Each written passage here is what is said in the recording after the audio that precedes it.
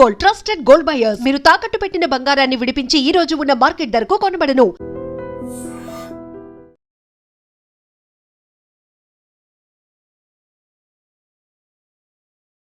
Welcome to crime diaries. ఈ వారం మన guest one of the best investigation officer, పేరు ఎట్ల మహేష్ గారు, డిఎస్పీ నారాయణపేట్.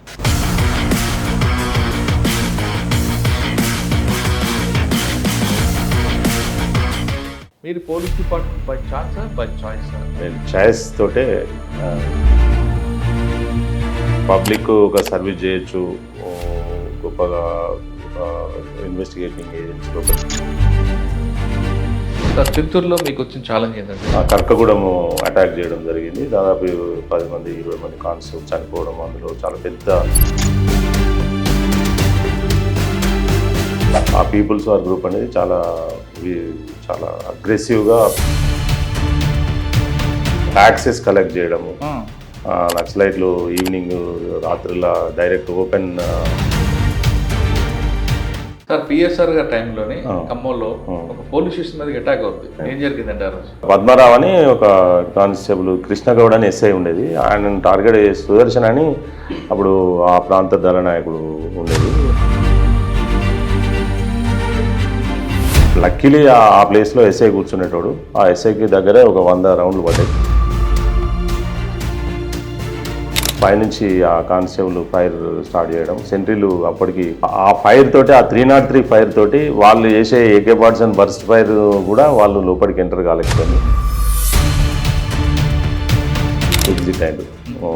పోలీస్ స్టేషన్లో ఎవరు లేరని కింద ఒక రౌండ్ తిరిగిపోయి పైన కానిస్టేబుల్ని ఏం చేయకుండానే వాళ్ళు అక్కడే ఉంది. గోదావరి ఖని అంటాం. ఇక డిఫరెంట్ ఛాలెంజింగ్ అంటే నా లైఫ్లో మీరు ఎప్పుడైనా కూడా గోదావరి ఖనికి ఏ పబ్లిక్లా చాలా మర్డర్స్, ర్యాంపాంట్ మర్డర్స్, తర్వాత చాలా యాక్టివ్, ఇప్పుడు నీకు సినిమాలలో చూపెట్టినటువంటి రౌడీజం అంటే ఇక మీరు పరాకాష్టాలు.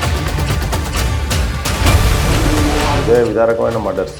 ఒక మర్డర్ చేస్తే తల తీసి మానేర్ రివర్లో అంటే ఓదెలా అంటే ఇక్కడ నుంచి ఓడేడు అని ఒక ప్లేస్ ఉంటుంది. గోదావరి ఖని నుంచి ఒక 40 kilometres 50 kilometres.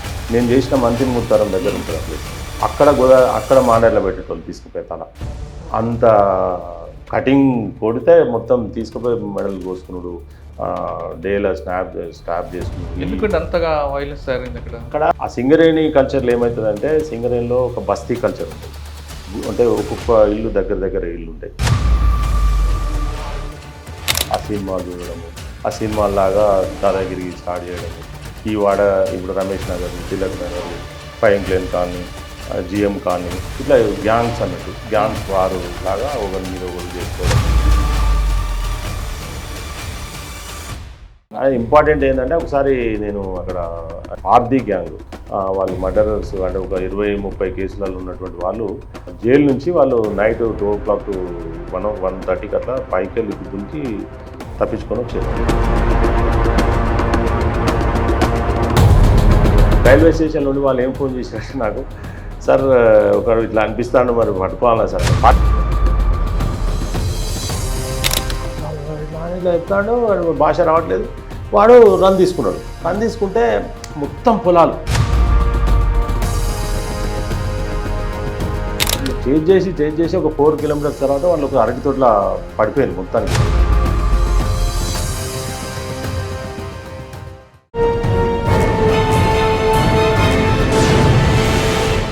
Welcome to crime diaries. ఈ వారం మన guest one of the best investigation officer, పేరు ఎట్ల మహేష్ గారు, డిఎస్పీ నారాయణపేట్. ఒక కేసులో ఒక దొంగతనం జరుగుతుంది. అందరూ కూడా బాధితుడి యొక్క కొడుకే చేశాడని భావిస్తుంటారు, సీనియర్ ఆఫీసర్లు సహా. కానీ ఎడ్ల మహేష్ గారికి ఒక క్లూ దొరుకుతుంది. ఆ క్లూ దొరకడం వల్ల అసలైన దొంగ దొరుకుతాడు, మొత్తం పోయిన బంగారం అంతా దొరుకుతుంది. అదే ఆయన స్టైల్. అంటే ఒక ఆఫీసర్ సీన్ ఆఫ్ ఎఫెన్స్లో ఇన్వెస్టిగేషన్ చేస్తూ ఎక్కువ టైం స్పెండ్ చేసే మంచి క్లూస్ వస్తాయని నమ్మిన ఆఫీసర్ ఎడ్ల మహేష్ గారు. పోలీస్ డిపార్ట్మెంట్లో నక్సల్స్ మూమెంట్ను స్టార్ట్ అయ్యి ప్రజెంట్ నక్సల్ మూమెంట్ ఎండ్ అయిన తర్వాత నారాయణపేట ఉన్నారు. ఆయన స్టార్టింగ్లో ఎలాంటి ఛాలెంజ్ వచ్చాయి, ఇప్పుడు ఎలాంటి ఛాలెంజ్ వస్తున్నాయో అనే విషయాన్ని సార్ తీసుకున్నాం. సార్ నమస్తే. మీ పేరు ఎట్ల మహేష్ గారు. మహేష్ అంటే చాలా మంది తెలుసు కానీ ఎట్ల మహేష్ అనగానే పోలీస్ డిపార్ట్మెంట్లో నోటెడ్ అండి. జనరల్గా సార్ ఎక్కువ మంది పోలీస్ ఆఫీసర్స్ నా పేరు మీద ఉన్నారు. 89 బ్యాచ్లో, మా బ్యాచ్లో, మా జూనియర్ బ్యాచ్లో కూడా మహేష్ పేరు మీద ఉన్నారు. కాబట్టి కొద్దిగా సర్నేమ్ తోటి ఎక్కువ అందరికీ నేను అంటే సర్నేమ్తో కన్నా మీ వర్క్ కూడా కనిపిస్తుంటుంది. ఓకే చేస్తాము. కాకపోతే ఖమ్మంలో కానీ కరీంనగర్లో కానీ ఇక్కడ ఇప్పుడు ఆదిలాబాద్ జిల్లాలో ఆదిలాబాద్ మీరు పోలీస్ డిపార్ట్మెంట్ బై ఛాన్సా బై చాయిసా? వచ్చిన తర్వాత ఫస్ట్ పోస్టింగ్లో నక్సల్ మూవ్మెంట్ ప్రభావిత ప్రాంతం పనిచేశారు. అక్కడ మీరు ఎదుర్కొన్న ఛాలెంజ్ సార్ నేను బేసికలీ వరంగల్ జిల్లా రూరల్ దుక్కొండి మండల్ తొగరాయి అనే గ్రామము. కాకపోతే నేను చదువుకున్నదంతా కూడా వరంగల్లో పడినా. నేను చాయిస్ తోటే నేను పోలీస్ ఆఫీసర్గా. అంటే చాయిస్ అంటే ఎవరు చూసారా లేదా సినిమాలు చూసారా? లేదు, అంటే పబ్లిక్ ఒక సర్వీస్ చేయొచ్చు గొప్పగా. ఒక ఇన్వెస్టిగేటింగ్ ఏజెన్సీలో, ఒక డిటెక్షన్ ఏజెన్సీలో మనం పనిచేయచ్చు. పబ్లిక్ ఎక్కువ పూరెస్ట్ పూర్ కావచ్చు, క్రైమ్స్ డిటెక్షన్స్ కావచ్చు, అందరికి సాయం చేసే అవకాశం ఉంటుందనే ఉద్దేశంతో ఇది ఎంచుకోవడం జరిగింది. అప్పుడు ఆప్షన్ కాదు, చాయిస్ తోటే చేసుకోవడం జరిగింది.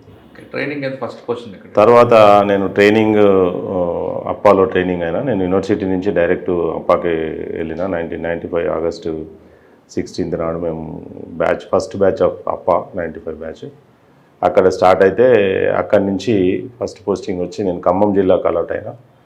అలాట్ అయిన తర్వాత నాకు చింతూరు అని ఇప్పుడు ఏదైతే అత్యంత సమస్యాత్మకమైనటువంటి ప్రాంతం, దట్ ఈజ్ కమ్స్ అండర్ ఇప్పుడు ఆంధ్రప్రదేశ్లో వెళ్ళింది అది. అక్కడ నేను ఫస్ట్ పోస్టింగ్ భద్రాచలం ప్రొబేషనర్గా ఉన్నా. నేను అక్కడి నుంచి నేను first posting. Sir first SP ఎవరు మీకు? మన కృష్ణరాజ్ అని ఒక సీనియర్ ఆఫీసర్, అప్పుడు ఎస్పీగా ఉండే, సెలక్షన్ గ్రేడ్ ఐపీఎస్ ఆఫీసర్ అయినా, about to get DIG promotion officer అయినా. సార్ చింతూరులో మీకు వచ్చిన ఛాలెంజ్ ఏంటంటే, మీరు చెప్తున్నట్లు చింతూరు, ఆ ముందుకెళ్తే కుంట, అటువైపు నుంచి ఛత్తీస్గఢ్ వస్తుంది, మరోవైపు భద్రాచలం. నేను రిక్రూట్ అయినప్పుడు 1995లో నేను రిక్రూట్ అయితే 96 డిసెంబర్ 22 నాడు నేను ఛార్జ్ తీసుకోవడం జరిగింది. ఇండిపెండెంట్గా ప్రొబేషన్ కంప్లీట్ చేసుకొని పోయి ఛార్జ్ తీసుకున్నాక ఒక నెల రోజులకే, ఆల్మోస్ట్ నెల రోజులకు అనుకుంటా, కర్కగూడెము అటాక్ చేయడం జరిగింది. దాదాపు 10 మంది 20 మంది కానిస్టేబుల్ చనిపోవడం, అందులో చాలా పెద్ద స్టేట్ వైడ్, ఇండియా అంటే ఒక మన వరల్డ్ వైడ్ ఒక న్యూస్ లాగా అయింది అది. అప్పుడు ప్లటూన్స్ అనేటి మా పీపుల్స్ వార్ గ్రూప్ ఉండేది, అప్పటికి ఇంకా మావోయిస్ట్ గ్రూప్ రాలేదు. ఆ పీపుల్స్ వార్ గ్రూప్ అనేది చాలా అగ్రెసివ్గా పోలీస్ స్టేషన్. ఏ దళం ఉండేది ఎక్కువ? ఇప్పుడు ఐ థింక్ మంగన్న అని దళం ఉండేది. తర్వాత చాలా అంటే సీనియర్స్ అందరు కూడా అప్పటికి ఎవ్వరు కూడా పెద్ద ఎన్కౌంటర్లలో కానీ ఎక్కడ కూడా కాలేదు.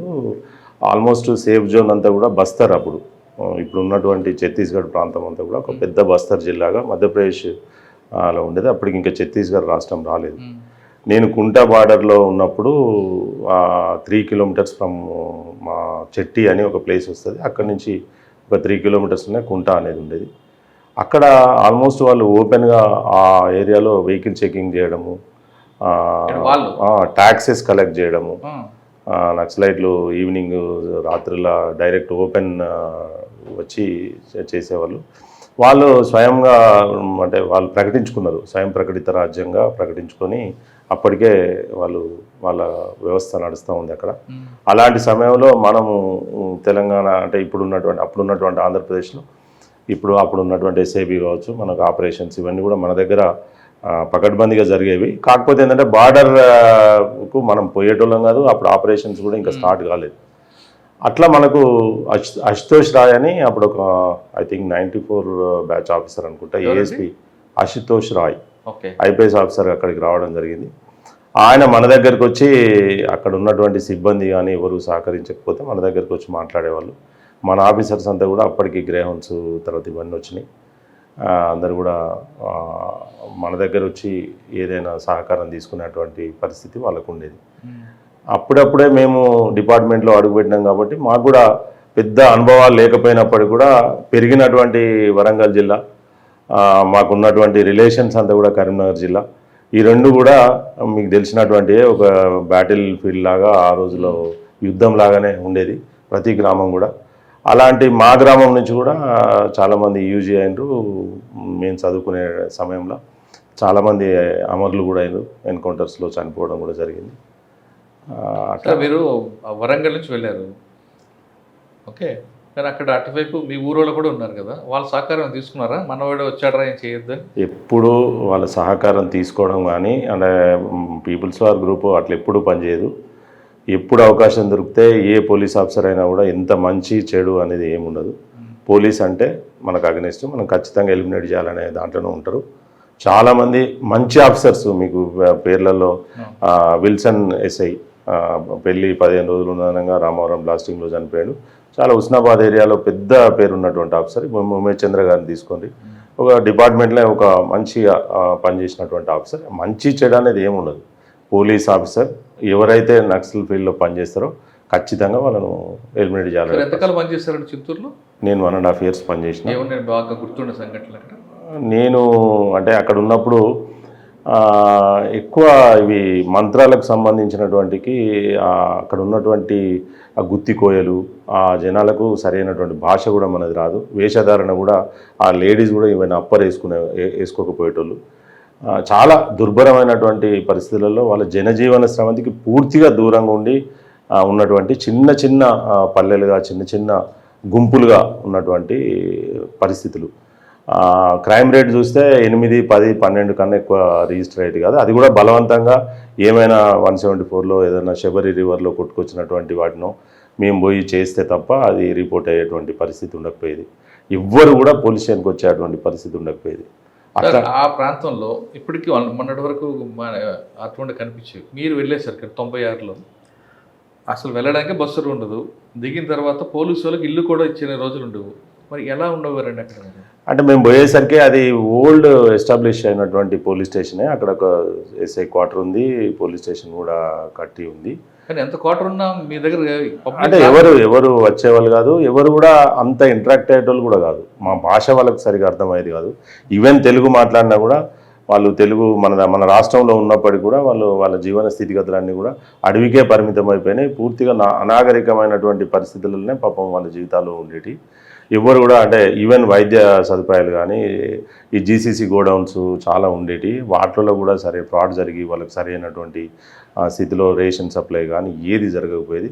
వాళ్ళ జీవన విధానం నేను అబ్జర్వ్ చేసింది ఏంటంటే జస్ట్ ఒక పిరికడాన్ని మిరపకాయలు కారం చేసుకొని తినడానికి, కొన్ని ఎండు చేపలు పెడితే ఏదైనా వాళ్ళు ఎలాంటి అఫెన్స్ చేయడానికి కూడా వెనక ముందు ఆడేటోళ్ళు కాదు. ఒక నూకలు రైస్ కూడా కాదు, నూకలు కానీ అట్లాంటి ఏదైనా అట్లాంటి జొన్నలు కానీ ఏదైనా పెడితే అది తీసుకొని పోయేటోళ్ళు వాళ్ళు. సార్ దళం నుంచి ఎప్పుడైనా ఎదురుపడ్డారా? అంటే నేను తర్వాత లాటరల్ స్టేజ్లో మేము అక్కడ తిరిగే క్రమంలో చాలాసార్లు ఇన్ఫర్మేషన్ వచ్చింది. ఇన్ఫర్మేషన్ మీద మేము రైడ్ చేయడం జరిగింది. త్రుటిలో మేము క్రాస్ ఫైర్స్ కానీ అట్లాంటివి జరగడం జరిగింది. కానీ పెద్దగా రిజల్ట్ ఏం మనకు అక్కడేం. సార్ మీరు ఉంటుండగా అంటే పోలీసులు ఉంటుండగానే అక్కడ వెహికల్ చెకప్ చేయడం, ట్యాక్స్ చేయడం వాళ్ళు చేస్తారు? 100% చేసేటోళ్ళు. వాళ్ళ ఏరియాలో మధ్యప్రదేశ్ ఏరియాలో చేసేటోళ్ళు వాళ్ళు. తెలంగాణకు వాళ్ళు తెలంగాణ ఏరియా బార్డర్ ఏరియాలో మీరు చూడండి 25 years క్రితము దీన్ని సేఫ్ జోన్గా పెట్టుకున్నారు వాళ్ళు. సేఫ్ జోన్గా పెట్టి ఆపరేషన్ అంతా కూడా వాళ్ళ ఆర్గనైజేషన్ డెవలప్మెంట్ అంతా కూడా అక్కడ జరిగేది. ఈవెన్ మన ఎక్కువ తెలంగాణ పీపుల్ రిక్రూట్ అయిన వాళ్ళు అక్కడ ఆర్గనైజేషన్లో ఉన్నారు. మంచి పొజిషన్లలో కూడా వాళ్ళ హైరార్కీలో పొజిషన్లలో ఉన్నారు. వాళ్ళు అక్కడ రిక్రూట్ చేసినటువంటి ఆర్గనైజేషన్ స్ప్రెడ్ చేసేట్లోనే వాళ్ళు నిమగ్నమై ఉన్నారు తప్ప మన దాంట్లోకి వచ్చేది అఫెండ్ చేయాలనే ఆలోచన వాళ్ళకి. మన షెల్టర్ జోన్గా ఒక ఫ్రీ జోన్గా వాళ్ళు సేఫ్ జోన్గా పెట్టుకున్నారు. కానీ వాళ్ళు మూమెంట్ భద్రాచలం రావడం క్యాజువల్గా దాటేవాళ్ళు హాస్పిటల్ సౌకర్యానికి. అప్పుడు ఇంత పెద్ద ఇన్ఫర్మేషన్ వ్యవస్థ నెట్వర్క్, తర్వాత అట్లాగే ఇప్పుడు కమ్యూనికేషన్ కూడా మనకు అంత డెవలప్ కాలేదు, మొబైల్స్ రాలేదు. ఏది జరిగినా కూడా మాన్యువల్గా కన్వెన్షనల్ పోలీసింగ్ ద్వారా ఒక మన ఇంటెలిజెన్స్ వ్యవస్థను, ఇన్ఫార్మెంట్ వ్యవస్థను డెవలప్ చేసుకుంటే తప్ప ఒక మనిషి టు మనిషి ఇన్ఫర్మేషన్ తప్ప మౌత్ టు మౌత్ వచ్చేది తప్ప ఏ మధ్యలో ఇన్స్ట్రుమెంట్ తోటి మనకు వచ్చే అటువంటి పరిస్థితి అప్పుడు లేదు. ఓకే. చింతూరు తర్వాత అండి? చింతూరు తర్వాత నేను ఖమ్మం రూరల్ పోస్టింగ్కి వచ్చిన. That is entirely different. అక్కడ మొత్తము ఫ్యాక్షన్, ఒక లిటిల్ బిట్ ఫ్యాక్షన్ అంటే చెప్పొచ్చు. కమ్యూనిస్ట్ పార్టీల మధ్యలో సిపిఐ సిపిఎం పార్టీలు తెల్లారులేస్తే చాలా అంటే ఒక ల్యాండ్ ఆర్డర్ పోలీస్ స్టేషన్, చెప్పుకోదగ్గ ల్యాండ్ ఆర్డర్ పోలీస్ స్టేషన్ ఆ రోజులలో. యాక్చువల్గా అది చాలా సీనియర్స్కి ఇచ్చేవాళ్ళు. ఎందుకో అప్పుడు డీజీ గారు సీతారామంజన్ ఎస్పీ గారు ఉండేది. అప్పుడు మన అనురాగ్ శర్మ గారు డిఐజీగా ఉన్నారు. అప్పుడు నాకు మరి నేను యాక్టివ్గా పనిచేయడం వల్లనో ఏ రకంగానో నాకు ఆ ప్రాబ్లం ఎలా సాల్వ్ చేశారండి? ఇద్దరు కమ్యూనల్గా నేను అప్పుడే మ్యారేజ్ కూడా అప్పుడప్పుడు మ్యారేజ్ చేసుకున్నా. నేను ఎక్కువ కాలము అంటే ఆ ఫ్యాక్షన్లో తిరగడం వల్ల ప్రతి విలేజ్లో ఈ ఊరు పోయి ఆ ఊరి మీద కొట్లాట చేసుకునేటోళ్ళు, తలకాయలు పలిగేటి, చాలా ఫ్యాక్షన్ నడిచేది. తర్వాత వాళ్ళు ఆఫీసులలో పోయి పడుకుంటోళ్ళు, సిపిఐ ఆఫీసులో వాళ్ళ ఫాలోవర్స్, సిపిఎం ఆఫీసులో వీళ్ళ ఫాలోవర్స్. అయినప్పుడు కూడా మేము ఎంట్రై చేసి పట్టుకొచ్చి ఇంట్రాక్షన్ చేసి ఒక ట్రాక్టర్ పెట్టి రిమాండ్ రిపోర్ట్ పంపేవాళ్ళం. ఒక ట్రాక్టర్ నుంచి రిమాండ్ రిపోర్ట్లో కూర్చుండే పెడితే ఒక ట్రాక్టర్ నిండా పంపేటోళ్ళం. అలాంటి పరిస్థితుల్లో మాక్సిమం హార్డ్ వర్క్ చేసి గట్టిగా. సార్ పిఎస్ఆర్ గారి టైంలోని ఖమ్మంలో ఒక పోలీస్ స్టేషన్ మీద అటాక్ అవుతుంది. అవును, కారేపల్లి. అప్పుడు నేను పోయినా, ఎస్పీ గారితో పోయినా. ఏం జరిగిందండి ఆ రోజు? యాక్చువల్గా ఒక పద్మరావు అని ఒక కానిస్టేబుల్, కృష్ణగౌడ్ అని ఎస్ఐ ఉండేది. ఆయన టార్గెట్ సుదర్శన్ అని అప్పుడు ఆ ప్రాంత దళ నాయకుడు ఉండేది. వాళ్ళ ప్లాటూన్ ఇదే సేమ్ సీక్వెన్స్ ఆఫ్ అఫెన్సెస్. వాళ్ళు పోలీస్ స్టేషన్ టార్గెట్ చేసి రెక్కీ చేసి ఏదైతే ఎగ్జిట్కు ఈజీగా ఉంటుంది, అటాక్ ఈజీగా ఉంటుందో చూసుకొని వాళ్ళు వచ్చి చేసేటోళ్ళు. ఈవినింగ్ అవర్స్ 5 o'clock అట్లా 5:30, 6కు స్టార్ట్ అయింది అది. లక్కీలీ ఆ ప్లేస్లో ఎస్ఐ కూర్చునేటోడు. ఆ ఎస్ఐకి దగ్గరే ఒక 100 రౌండ్లు పడ్డాయి. లక్కీలీ ఆయన లేడు. కాకపోతే ఏంటంటే అప్పటికి ఇద్దరు కానిస్టేబుల్, ఒక హెడ్ కానిస్టేబుల్ పైనుంచి ఆ కానిస్టేబుల్ ఫైర్ స్టార్ట్ చేయడం. సెంట్రీలు అప్పటికి మనం సెంట్రీ వ్యవస్థ ఒకటి పైన ఒకటి కింద ఒకటి ముందు ఒకటి ఇవన్నీ స్టార్ట్ అయిపోయినాయి. ఆ ఫైర్ తోటి, ఆ 303 ఫైర్ తోటి వాళ్ళు చేసే AK-47 బర్స్ట్ ఫైర్ కూడా వాళ్ళు లోపలికి ఎంటర్ కాలేకపోయారు. ఒక 20-30 minutes ఫైరింగ్ తర్వాత వాళ్ళు ఎగ్జిట్ అయ్యారు. పోలీస్ స్టేషన్లో ఎవరు లేరని కింద ఒక రౌండ్ తిరిగిపోయి పైన కానిస్టేబుల్ని ఏం చేయకుండానే వాళ్ళు. కానీ మీరు ఎస్పీ గారు వెళ్ళేసరికి సీన్ ఎలాగుందండి? సీన్ చాలా హృదయ విదారకంగా ఉంది. అయినప్పటికీ కూడా ఆ ఇద్దరు కానిస్టేబుల్స్, ఆ హెడ్ కానిస్టేబుల్ కూడా చాలా బ్రేవ్ యాక్ట్ చేసినారు. వాళ్ళు చేసిన కాబట్టే మనం కంట్రోల్ అయింది. అప్పుడు ఎస్ఐ కొద్దిగా ఊర్లో వేరే ఇంట్లో ఉండేటోడు, ఆ ఇంటికి కూడా వాళ్ళు పోవడం జరిగింది. అయినప్పుడు కూడా ఆయన ఏదో సమ్ ఆబ్జెంట్స్లా ఎటో పోవడం. అటువంటి సీన్లో పిఎస్ఆర్ గారు ఊరుకోరు, ఏదో చేస్తాడు ఆయన.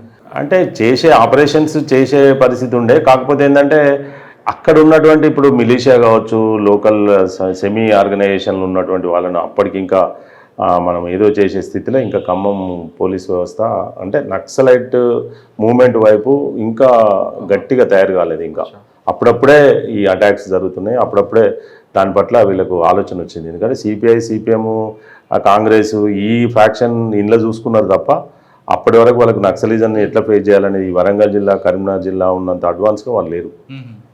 తర్వాత ఏమన్నారు పిఎస్ఆర్ గారు? ఏమో లేదు, ఆయన ఆపరేషన్స్ చేద్దాం, గట్టిగా ఉండాలి, స్ట్రాంగ్గా ఇట్లా మనోళ్ళు ఒక్క ఇద్దరు కానిస్టేబుల్ ఒక 40-50 మందిని మనోళ్ళు ఆపగలిగిండు అనేది చాలా గొప్పగా చెప్పడం జరిగింది. తాడేపల్లి అండి? Karepalli police station. తర్వాత అంటే ఎక్కడ పని చేశారు? అక్కడి నుంచి స్ట్రైట్ అవే నేను కరీంనగర్కి వచ్చిన. కరీంనగర్లో అప్పుడు నలిన్ ప్రభాత్ సార్ ఎస్పీ ఉండేది. తర్వాత ఎంబటే ఒక 6 months తర్వాత ఆర్ఎస్ ప్రవీణ్ కుమార్ సార్ ఇప్పుడు ఉన్నటువంటి సార్ వచ్చిండు.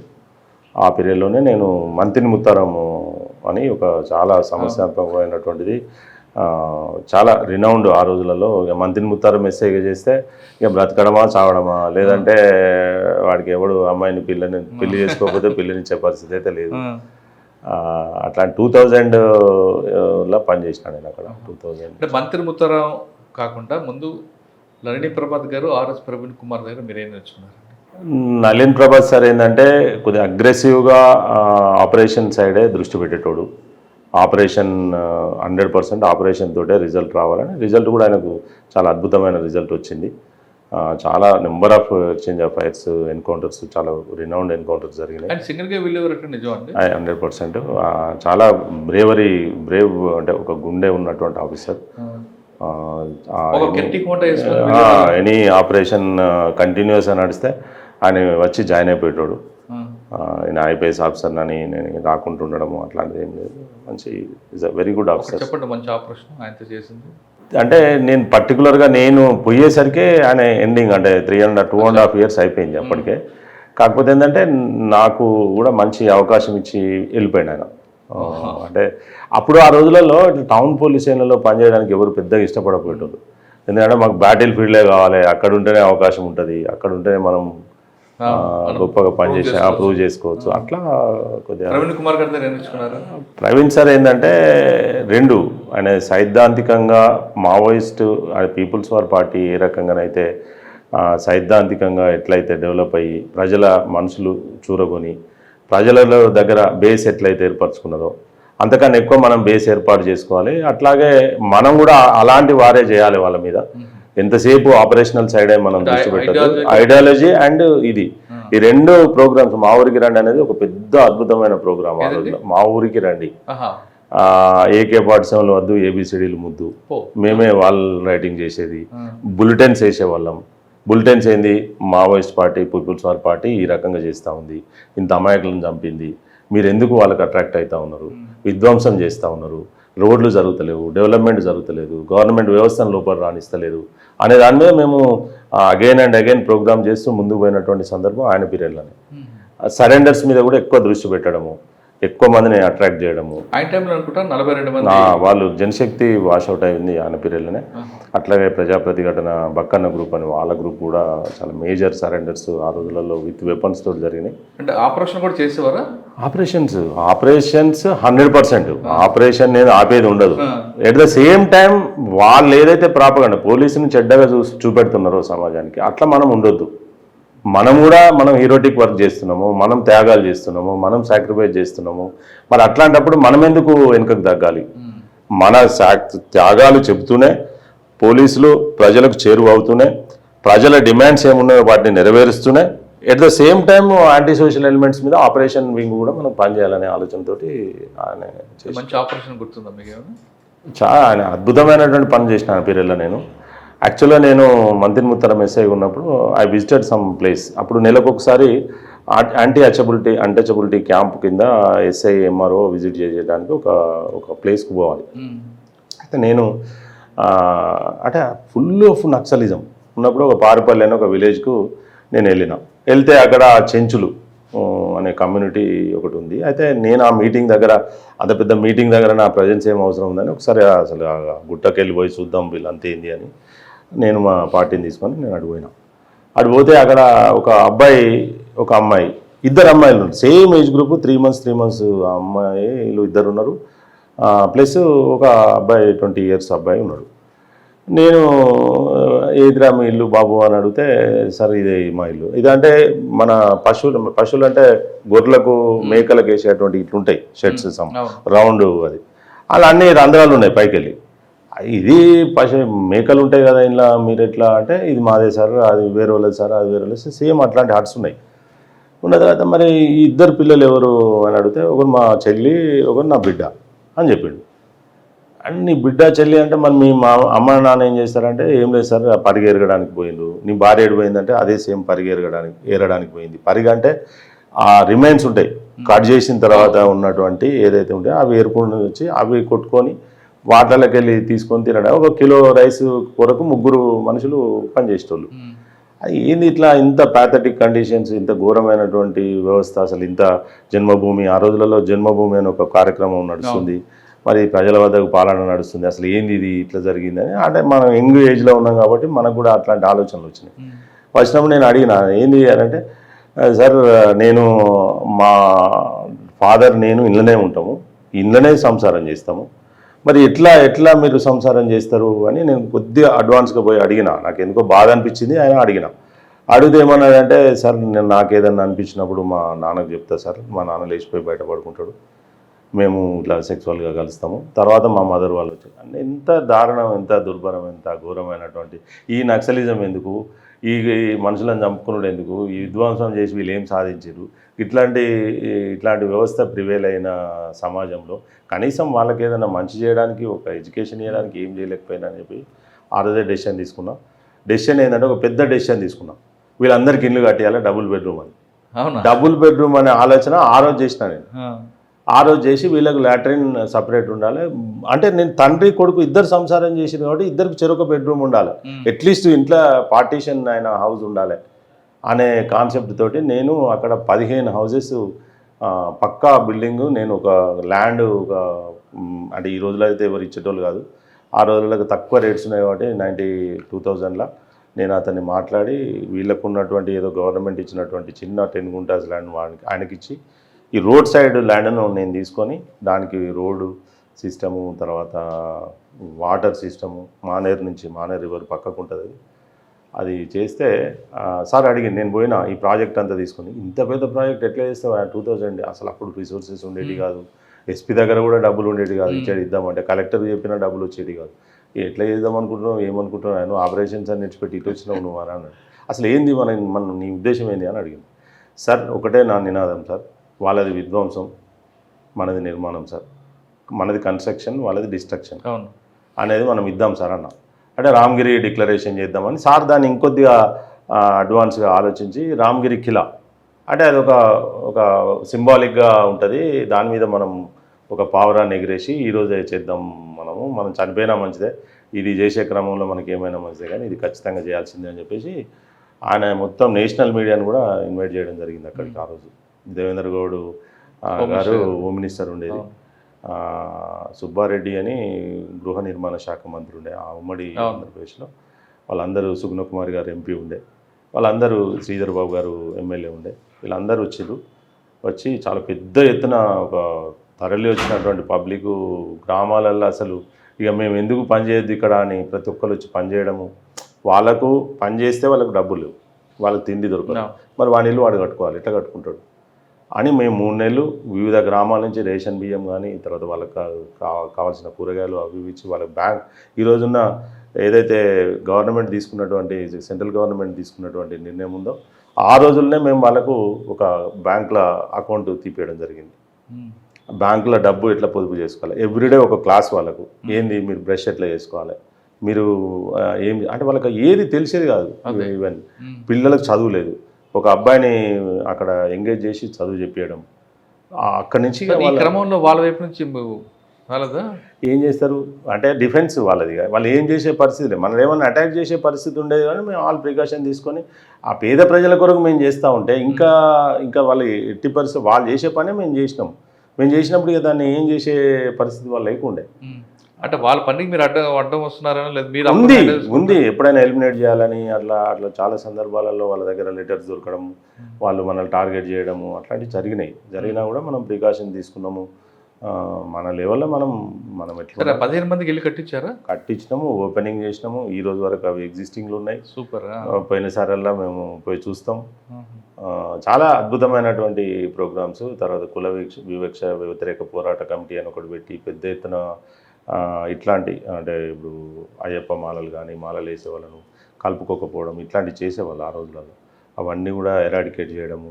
మనము సోషల్ లెవెల్స్ మీద చాలా పకడ్బందీగా మనం మావోయిస్ట్ పార్టీని ఎంటర్ కాకుండా పీపుల్స్ వార్, ఆ రోజులలో పీపుల్స్ వార్ అక్కడ చంద్రన్న అని చాలా ఫేమస్ లీడర్ మర్చిపేట నుంచి ఉండేది అని మనము చాలా ఆపరేషన్స్, నేను ఈస్ట్ ఆపరేషన్స్ అంటే ముక్కునూరు, నీలంపల్లి, మహదేవ్పూర్ ఏరియా అంటే విచ్ ఇస్ ఛత్తీస్గఢ్ బార్డర్, ఆ ఏరియాలో ప్రతి అంగుళం ప్రతి ఇంచు 42 మంది సరెండర్ అప్పుడు మీరు ఉన్నారా? నీ జిల్లాలో ఈస్ట్ వెస్ట్లో ఒక మహేష్ గౌడ్, అక్కడ మహేష్ గౌడ్ ఆపరేషన్ చేసిండు. అదేంటంటే జనశక్తి operation. Janashakti and other organisations అన్నీ కూడా కరీంనగర్ వెస్ట్ పార్ట్ అంటే సిరిసిల్ల, జగిత్యాల, ఇప్పుడు ఉన్నటువంటి మానాల, కోరుట్ల ఈ ప్రాంతంలో వాళ్ళు తిరిగేవాళ్ళు.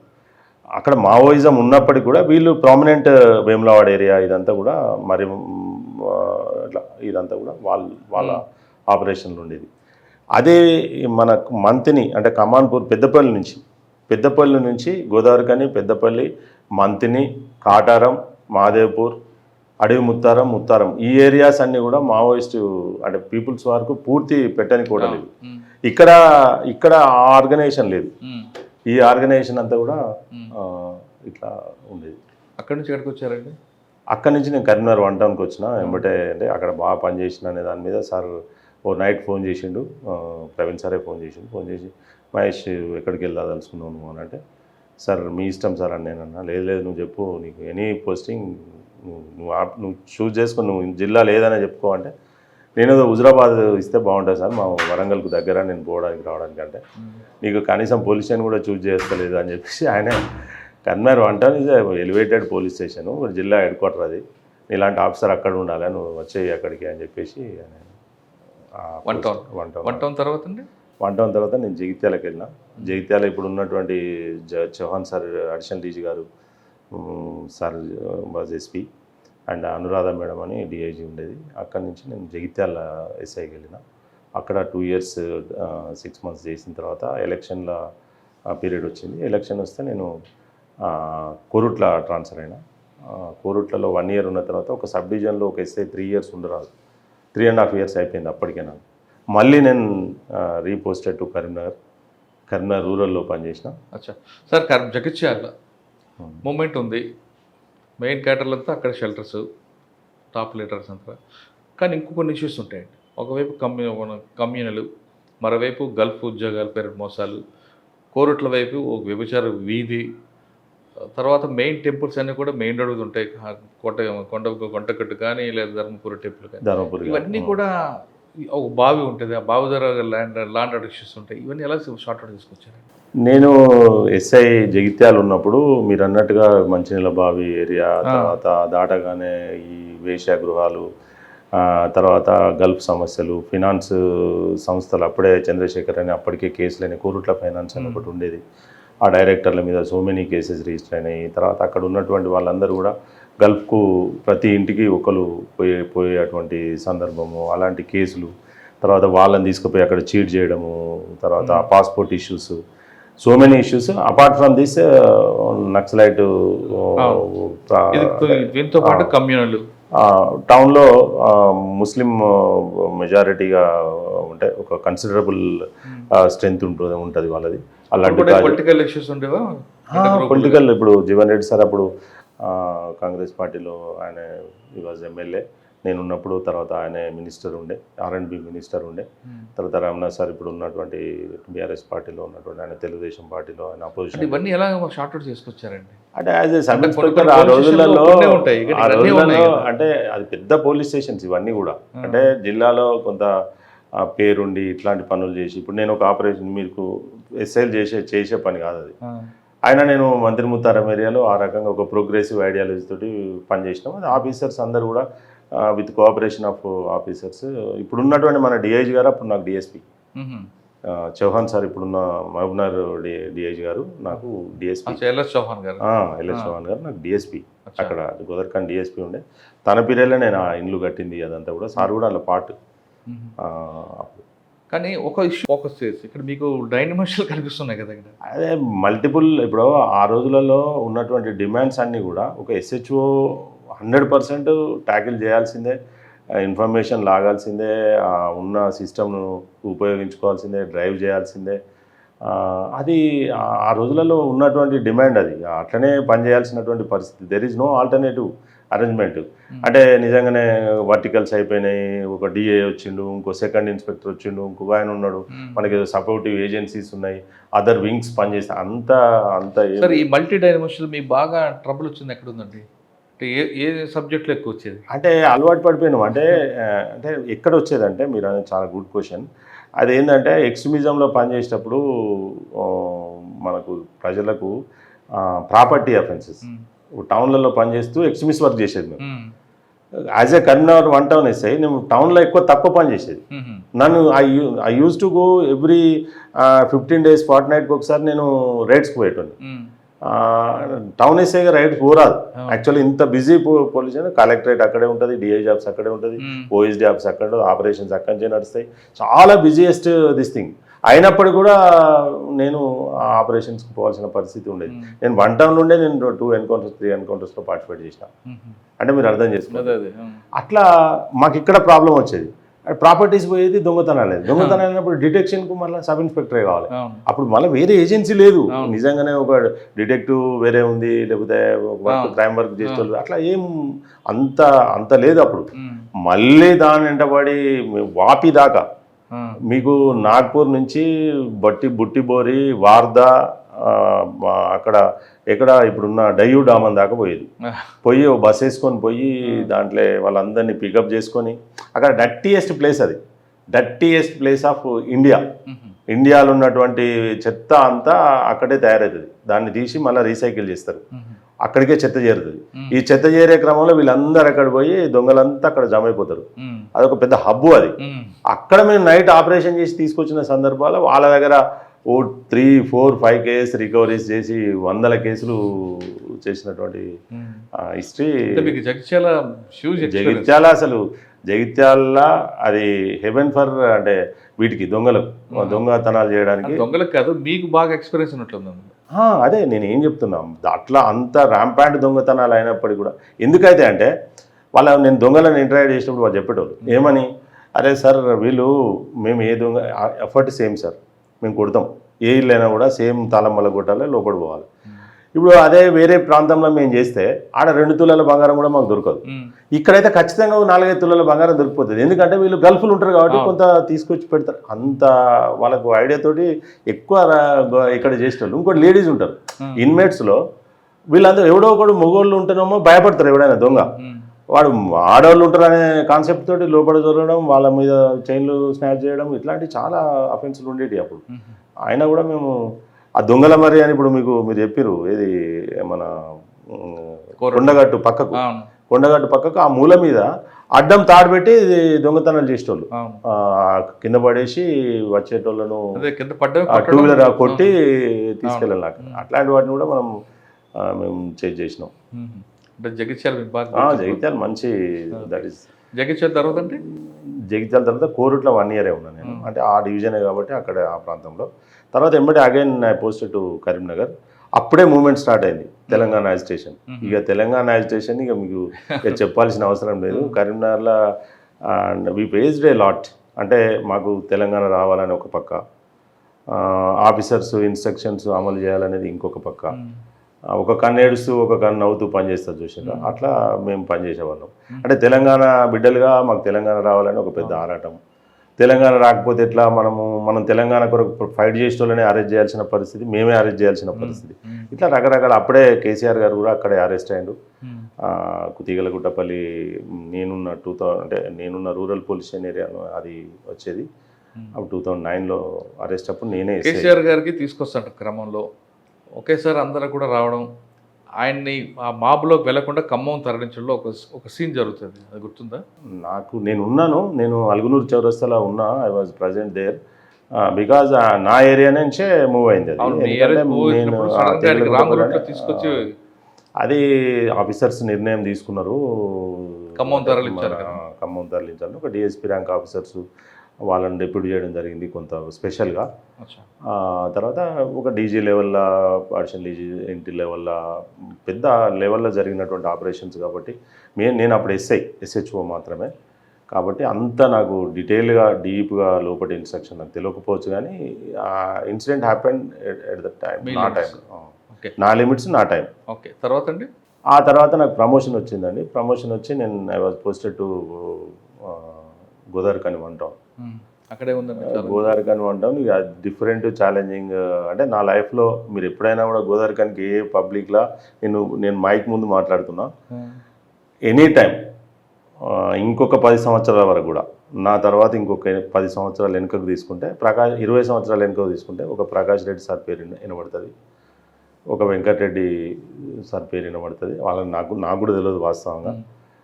అక్కడ ప్రజలలో విన్న పేర్లు చెప్తున్నా. తర్వాత 1-2 ఆఫీసర్ల పేర్లు వినబడవచ్చు. కానీ ఎప్పటికీ మీరు ఏ టైంలో ఏ ప్రెస్ కానీ అంటే మా ఏజ్ గ్రూప్లో ఉన్నటువంటి మా తర్వాత 10 సంవత్సరాల చిన్నోళ్ళని అడిగినా కూడా 100% చెప్తారు. అట్లా ఫస్ట్ పోస్టింగ్ కాబట్టి చాలా ఎఫెక్టివ్గా పనిచేయాలనే ఆలోచనతో అప్పటికి చాలా దుర్భరమైన పరిస్థితులు ఉండే అక్కడ. అప్పటికే హైడ్రాయిడ్ అసాసినేషన్స్, తర్వాత పోలీస్ మీద చాలా అలిగేషన్స్, చాలా మర్డర్స్, ర్యాంపాంట్ మర్డర్స్, తర్వాత చాలా యాక్టివ్. ఇప్పుడు నీకు సినిమాలలో చూపెట్టినటువంటి రౌడీజం అంటే ఇక మీరు పరాకాష్ట. అది ఇక మీకు అంతకన్నా నేను ఎక్కువ చెప్పలేను. హైదరాబాద్లో ఓల్డ్ సిటీలో ఎక్కడైనా ఉంటుండొచ్చు నాకు తెలిసి. కానీ అంత ర్యాంపాంట్గానైతే నాకు, అంటే మీకు హృదయ విదారకమైన మర్డర్స్. ఒక మర్డర్ చేస్తే తలదీసి మానేర్ రివర్లో, అంటే ఓదెల, అంటే ఇక్కడ నుంచి ఓడేడు అని ఒక ప్లేస్ ఉంటుంది. గోదావరిఖని నుంచి ఒక 40 కిలోమీటర్స్ 50 కిలోమీటర్స్. నేను చేసిన మంతిని ముత్తారం దగ్గర ఉంటుంది ఆ ప్లేస్. అక్కడ మానేర్లో పెట్టేటోళ్ళు తీసుకుపోయే తల.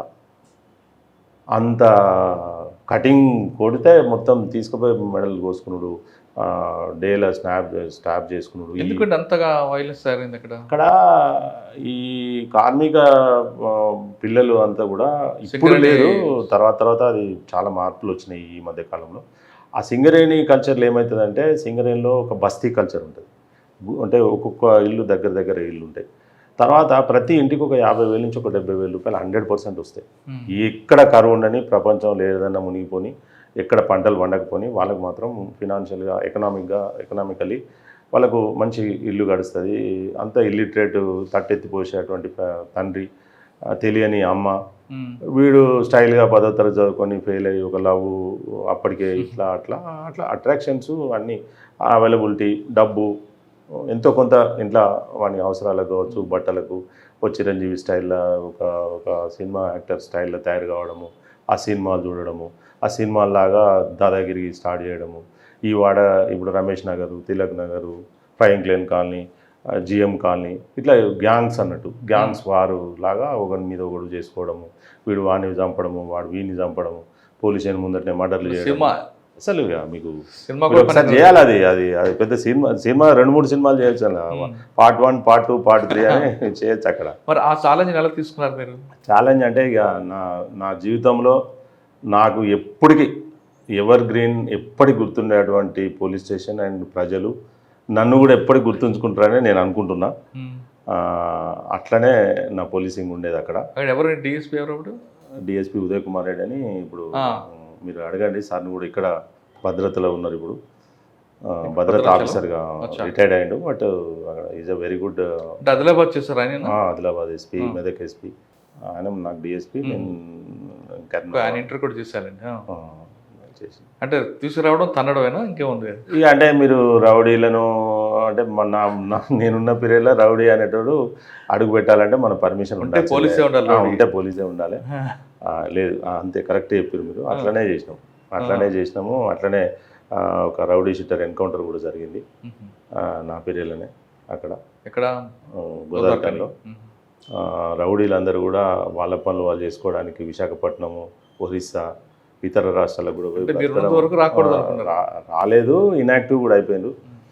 వాళ్ళ మీద అట్లా లీగల్ యాక్షన్ తీసుకోవడము, తర్వాత రకరకాల కౌన్సిలింగ్స్ ఇవన్నీ కూడా చేసి. ఎక్కువగా మీరు రోడ్డు మీద కొట్టేవారట కదా?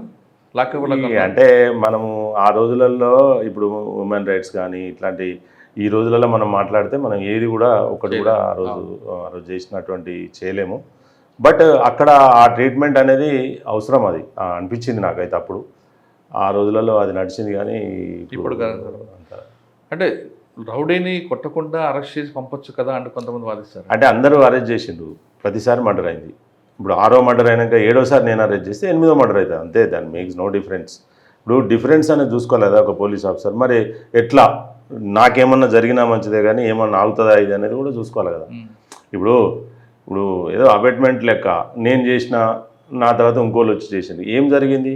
ఏం జరగలే, అవన్నీ అక్విట్ అయిపోయినాయి, కేసులన్నీ అక్విట్ అయినాయి, వాళ్ళు ఎవరు ముందుకు వచ్చి సాక్ష్యాలు చెప్పలేదు. సరే, ఈ రోజులలో ఇంకా కొద్దిగా పకడ్బందీ వ్యవస్థ వచ్చింది కాబట్టి అంత ఈజీ కాదు. ఈ రోజు కాదు, అప్పుడు సంఘటన, అప్పుడు సంఘటనలు 2 మర్డర్ చేసిన వాడికి మనం ఇప్పుడు 2వ మర్డర్ చేసి, 3వ మర్డర్ చేసి, 4వ మర్డర్ చేసి, 5వ మర్డర్ చేసిన తర్వాత కూడా ఆయన అగైన్ ఈజ్ రెడీ టు మళ్ళీ మర్డర్ చేయడానికి రెడీగా ఉంటే, ఇక మనం పోలీస్ ఆఫీసర్గా రాడా బాబు కూర్చో, నువ్వు మర్డర్ చేసినావు కదా, రిమాండ్ రిపోర్ట్ రాసి సంతకాలు తీసుకొని తల్లిదండ్రులకు అప్పచెప్పి ప్రెస్ వాళ్ళని పిలిచి మేము అరెస్ట్ చేసినామని చెప్తే నేను ట్రాన్స్ఫర్ అయిపోతాం, మళ్ళీ ఒక మర్డర్ చేస్తాడు, మళ్ళీ ఒక సీఏ వస్తాడు, మళ్ళీ అట్నే ప్రెస్ మీట్ పెడతాడు. అంతకన్నా ఎక్కువ జరిగేది ఏం చేసేవారు మీరు? ఇప్పుడు నేనున్నప్పుడు మీరు అడగండి ఒకసారి. అంటే నేను ఆన్ కెమెరా నేను చెప్పలేను, బట్ 100% ఒక గోదావరి కానీ నా పీరియడ్లో 2 సంవత్సరాల కాలంలో సింగిల్ మర్డర్ కానీ, సింగిల్ చైన్ స్నాచింగ్ కానీ, ఒక మహిళ మీద అత్యాచారం కానీ, ఒక మహిళను ఏమైనా అనడం కానీ లేదు. 31st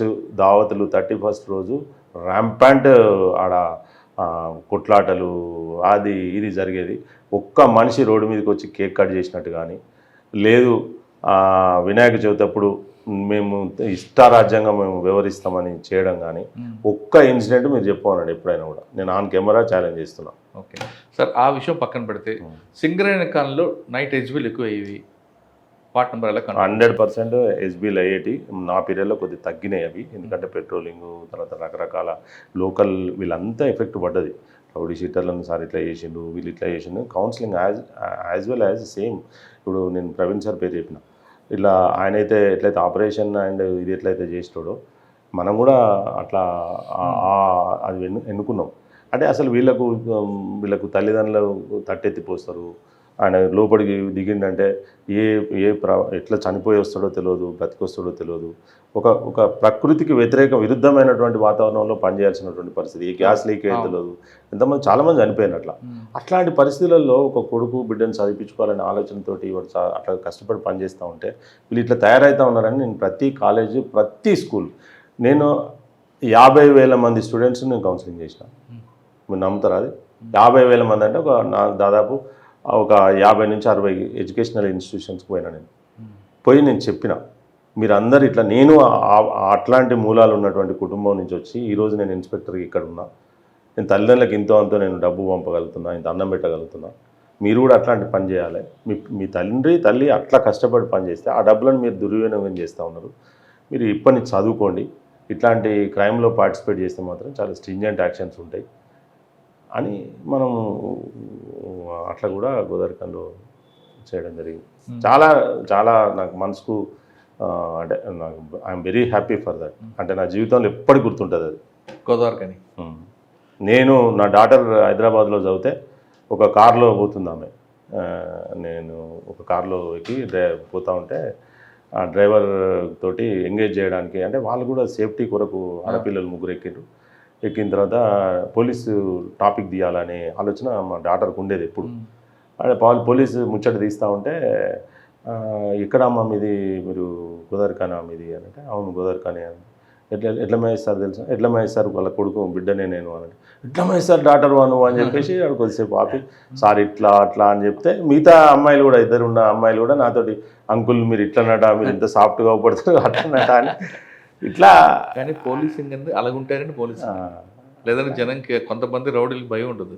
సరే, ఇక మనకు నేనైతే ఏమనుకుంటా అంటే, నేను ఎక్కడ పనిచేసినా మీకు 20 పోలీస్ స్టేషన్ల లిస్ట్ ఇస్తాను నేను. మీరు anywhere you can enquire.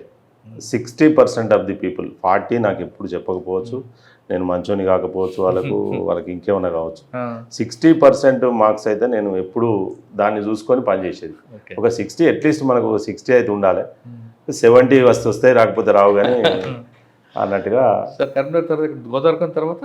Godavarikhani తర్వాత నేను బైన్సా వెళ్ళిన. అసలు కథ అక్కడే మొదలైంది. కమ్యూనల్లో కూడా నేను చాలా ఎఫెక్టివ్గా పనిచేసిన.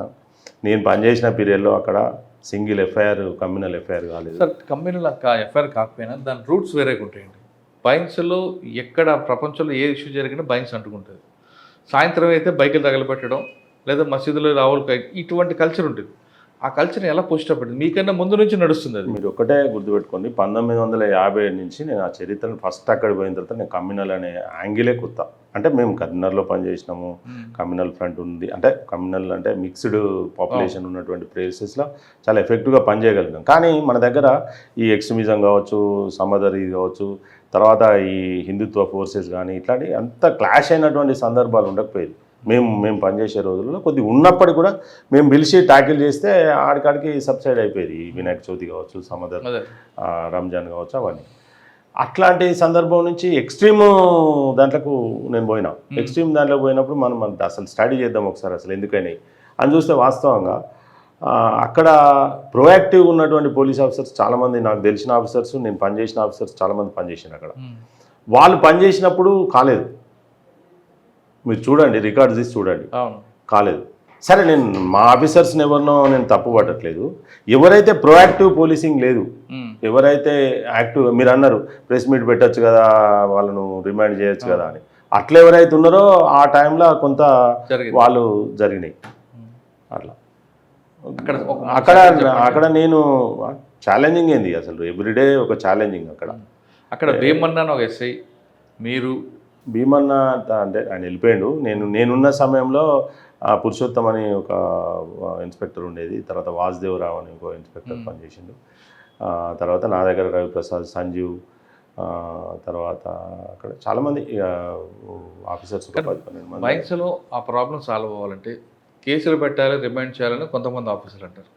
కాదు, బైన్స్లో చిన్న ఇష్యూ వచ్చినా దాన్ని పెద్ద కర్రతో కొట్టాలి అన్నది కొంతమంది ఆఫీసర్లు అంటారు. ఒకటండి నేను నేర్చుకున్నది, అందులో ఫస్ట్ కమ్యూనల్ ఫ్రంట్లో పనిచేసేటప్పుడు 100% బయాస్గా, అంటే ఏ మాత్రం పోలీస్ ఆఫీసర్గా నువ్వు హిందూ కావచ్చు, ముస్లిం కావచ్చు, నీ లోపల మతాన్ని ఫస్ట్ తీసేయాలి. నెంబర్ 1, ప్రతి మనిషిని మనిషిలాగా చూడడం నేర్చుకోవాలి. అక్కడ ఫస్ట్ పోగానే చేయాల్సినటువంటి ఫస్ట్ పని అది. తర్వాత స్ట్రింజెంట్గా యాక్ట్ చేయడం అనేది, ప్రొయాక్టివ్గా ఉండడం అనేది 100% చేయాలి. ఎందుకు చేయాలంటే భయం అనిపిస్తుంది మనిషికి. అక్కడ ఉన్నటువంటి పరిస్థితులు, అక్కడ ఉన్నటువంటి మాబు సైకాలజీ, మీదకి వచ్చేటువంటి గుంపు, ఇదంతా కూడా భయం అవుతుంది ఏ మనిషికైనా. కానీ మేము ఎక్స్ట్రీమిజంలో పనిచేసి ఉండి అక్కడికి పోయినాం కాబట్టి అంత పెద్ద మనకేం వాళ్ళ భయానికి ఏం లోన్ కాలే. కాకపోతే దాన్ని డిఫరెంట్గా ట్యాకిల్ చేయాల్సినటువంటి పరిస్థితి ఉంటుంది. కాబట్టి ఎప్పుడు కానీ 100% మనము ఇష్యూ కాకముందే పిలిచి మాట్లాడడం. కానీ ఇక్కడ మీరు ఒకటి కంపేర్ చేశారు, నక్సల్స్ మూమెంట్ని దీన్ని చూస్తే నక్సల్స్ మూమెంట్లో ఒక టార్గెట్నే కొడతారు. ఇక్కడ మూమెంట్లో పోలీస్ ఎవరు ఎటు చూస్తారో వచ్చిన రాయి కూడా తెలియదు. మరి రెండింటినీ ఒకటి ఫస్ట్ ఆఫ్ ఆల్ మనము జమ కానిచ్చి వాళ్ళను, అందులో ఒక పెద్ద గుణం ఏముంటుందంటే వితిన్ నో టైము గుమి కుడతారు. అక్కడ ఎప్పుడు కానీ గుంపులుగా వచ్చేస్తారు. వచ్చినాక ఫ్లేరప్ అయిపోతుంది ఒట్టిగానే. అంటే ఇష్యూ ఒకటి ఉంటుంది అక్కడ, వీళ్ళు వన్ సైడ్గా ఫ్లేరప్ చేస్తారు, వీళ్ళు వన్ సైడ్గా, రెండు గ్రూపులు కూడా ఎవరేం తక్కువ కాదు. వీళ్ళు ఇట్లనే ఫ్లేరప్ చేస్తారు, వాళ్ళు అట్లనే ఫ్లేరప్ చేస్తారు. ఎవరి ఓన్ సైడ్ నుంచి వాళ్ళు చేస్తారు. చేసినప్పుడు వాళ్ళు అగ్రెసివ్గా వాళ్ళు తయారైపోతారు, వీడు అగ్రెసివ్గా వీడు తయారైపోతాడు. మధ్యలో పోలీసు ఉంటుంది అక్కడ. వీళ్ళిద్దరిని ట్యాకిల్ చేద్దాము, మాట్లాడదాము, బక్వాస్ పెడదాం, వీళ్ళతో ముచ్చట పెడదాం అంటే అవుట్. మనం అవుట్ అయినట్టే. మనం ఫస్ట్ అక్కడికి రాగానే ఫస్ట్ మాబ్ను అస్సలే కానియద్దు. ఈ ఎల్డర్స్ను కూడా వాడు వినడు. వెనకాల వచ్చినాడు మీరు పక్కన జరగండి, వాళ్ళ సంగతి మేము చూసుకుంటాం అంటాడు తప్ప, ఎల్డరు ఈయన జాబిరి చెప్తే నేను ఇంటా, ఈయన రాజు చెప్తే నేను ఇంటా, రెడ్డి చెప్తే నేను ఇంటా అనేది ఏమి ఉండదు అక్కడ. ఆయన కూడా పక్కన జరిగిపోతాడు. నిజంగా కూడా వాళ్ళకు ఎల్డర్స్కి చేయాలని లేకపోయినప్పుడు కూడా యూత్ వినదు. ఆ కమోషన్ అట్లుంటుంది అక్కడ ఉన్నటువంటి. మాబ్ రాగానే దిగడగానే కొట్టాలి ఏమో. మనం ఫస్ట్ అప్పర్ హ్యాండ్ అయినామంటే, పోలీస్ అప్పర్ హ్యాండ్ డేర్గా ధైర్యంగా ఎవడైతే పనిచేస్తాడో ఏం కాదు అక్కడ. ఫస్ట్ ఓవర్ యాక్షనే బెస్ట్. ఆడ ఇన్యాక్షన్ అయితే కొంతమంది ఆఫీసర్లు కేసులు కట్టి చార్జ్ షీట్లు ఇచ్చి కోర్టు చుట్టూ తిప్పుతున్నారు కదండి. అది తర్వాత సెకండరీ. అది ఫస్ట్ 5 నిమిషాలలోనే కాలుతుంది, కూలుతుంది. మీకు కమ్యూనల్ ఎక్కువ టైం తీసుకోదండి. కరెక్ట్ 10 మినిట్స్ లోపల 15-20 ఇండ్లు కూలిపోతాయి, కాలుతాయి, ఒక 20 వెహికల్స్ కాలిపోతాయి. పొడుసుడా సంపుడా 10 నిమిషాలలో అయిపోతుంది. అది మనకు తెలియదు. అది ఈ వాడకి ఇట్లా అవుతుంది, ఆ వాడలో ఇంకో దిక్కు అవుతుంది. నువ్వు ఎటు దిక్కు అనిపోతావు, ఎన్ని దిక్కులు ఉంటావు. ఫస్ట్ ఎప్పుడైతే జరిగిందో మెయిన్ ఇన్సిడెంట్, అక్కడ మన యాక్షన్ గట్టిగా ఉంటే మనం స్ప్రెడ్ అవుతాం. మనకు రీఎన్ఫోర్స్మెంట్ వస్తుంది, ఆ టైం దొరుకుతుంది, ఆ బ్రీత్ టైం దొరుకుతుంది. నువ్వే ఇట్లా ముచ్చట పెట్టుకుంటా కూర్చుంటే వాళ్ళు ఎక్కువ మంది అయిపోతారు, నీకు బ్రీత్ టైం దొరకదు, నీ రీఎన్ఫోర్స్మెంట్ రాదు. జరగాల్సిందంత జరుగుతుంది, వస్తే ఏం లాభం. 15 రోజులు ఆడ ఒట్టిగానే కాపలు కాసుకుంటా, రోడ్ల మీద పెట్రోలింగ్ చేసుకుంటా, ఖాళీ కూలినాక ఇంకేముంటుంది నాకు అర్థం కాదు. ఏదైనా కూడా ఫస్ట్ ప్రొయాక్టివ్గా చేస్తే ఫస్ట్కు ఎందుకు కొట్టినామని అడుగుతారు కావచ్చు. సారీ సార్ నువ్వు కొట్టాల్సి వచ్చింది, కొట్టినావు. అంతకన్నా ఎక్కువ ఏమవుతుంది, ఇంకేం చేస్తారు తర్వాత? ఏమైతే ఆఫీసర్స్ కూడా తెలుసు ఆ విషయం. సరే ఏమన్నా అడిగినా కూడా అరే ఎందుకే అంతగానో ఎందుకు కొట్టిరు, కొట్టాల్సి వచ్చింది అని అంటే, కొట్టాల్సి వచ్చింది సార్ కొట్టినాం, ఏం కాలేదు, ఏం కాదు, మనం కొట్టలేదు, అవన్నీ జరిగిపోయినాయి. అంటే కొట్టడం అంటే డిస్బర్స్ చేయడం. కొట్టడం అంటే వాళ్ళు రాయి విసురుతూనే ఉంటారు. ఇక వాళ్ళు ఎవ్వరు పెల్టింగ్ చేయకుండా ఉండరు. Stone pelting first stone pelting అవుతుంది, మన వాహనాలు పలుగుతాయి, మనోళ్ళకు దెబ్బలు తాకుతాయి. మనం ఏం చేయకుండా అడగు నిలబడితే ఇక అంతే. ఇక మరి అది ఆగదండి, ఏదైనా ఆగుతుంది. ఎనీథింగ్ మనం ఆపొచ్చు, రైతులను ఆపొచ్చు, మహిళలను ఆపొచ్చు, యాజిటేషన్స్ని ఆపొచ్చు, దేనైనా ఆపొచ్చు.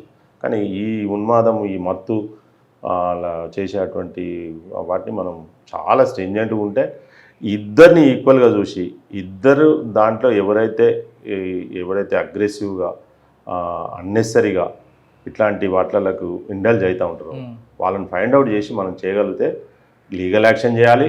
100% లీగల్ యాక్షనే ఇప్పుడు కరెక్టు. ఎందుకంటే మొన్న పీడియాక్స్ 20-30 మంది మీద పీడియాక్స్ పెడితే సంవత్సరాల కొద్ది జైలుకు పోయింది. మేము పనిచేసినప్పుడు అవి లేవు. ఆ పీడియాక్ట్ ఉన్నప్పటికీ కూడా ఇన్వోక్ చేసేటువంటి పరిస్థితి ఆ రోజులలో ఏం లేదు. అప్పుడు కేవలం బైండ్ ఓవర్లే కదా. తర్వాత వచ్చింది టైంలో బైండ్ ఓవర్లే. బైండ్ ఓవర్ చేయడం. బైండ్ ఓవర్ చేస్తే ఏముందండి? ఏం బైండ్ ఓవర్ చేస్తే ఏమొస్తుంది?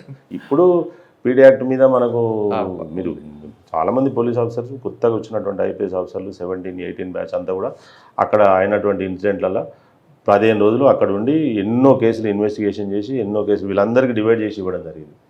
ఇంట్రాగేషన్ చేసి నువ్వు డివైడ్ చేసి నువ్వు అన్నింటిలో ఫైండ్ అవుట్ చేసి మనము పీడీ యాక్ట్ పెట్టడం జరిగింది. అట్లా అంటే గోదావరికం తర్వాత బైన్స్లో కూడా పేరు మరి మీరు పోండి Bhainsa, you take Bhainsa any time. Sir binds తర్వాత ఎక్కడికి వచ్చారండి? బైన్సా తర్వాత నేను కాటారం వచ్చిన.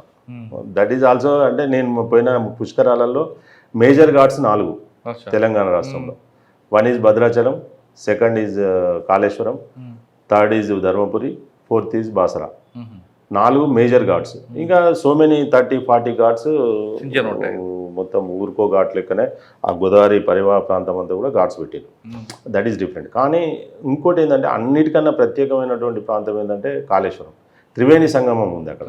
ఆ త్రివేణి సంగమం కొరకు ఈ 3 ఘాట్లకు పోయి వచ్చిన వాళ్ళు కూడా మళ్ళీ ఒకసారి వచ్చి స్నానం చేయాలి, ఒకసారి ఆ త్రివేణి సంగమం చేసి ఇంకొద్ది ఎక్కువ పుణ్యం వస్తుంది అనే దాంతో అసలు అంటే never expected. Even government all agencies administration కూడా ఎక్స్పెక్ట్ చేయనంత జనం క్రౌడ్.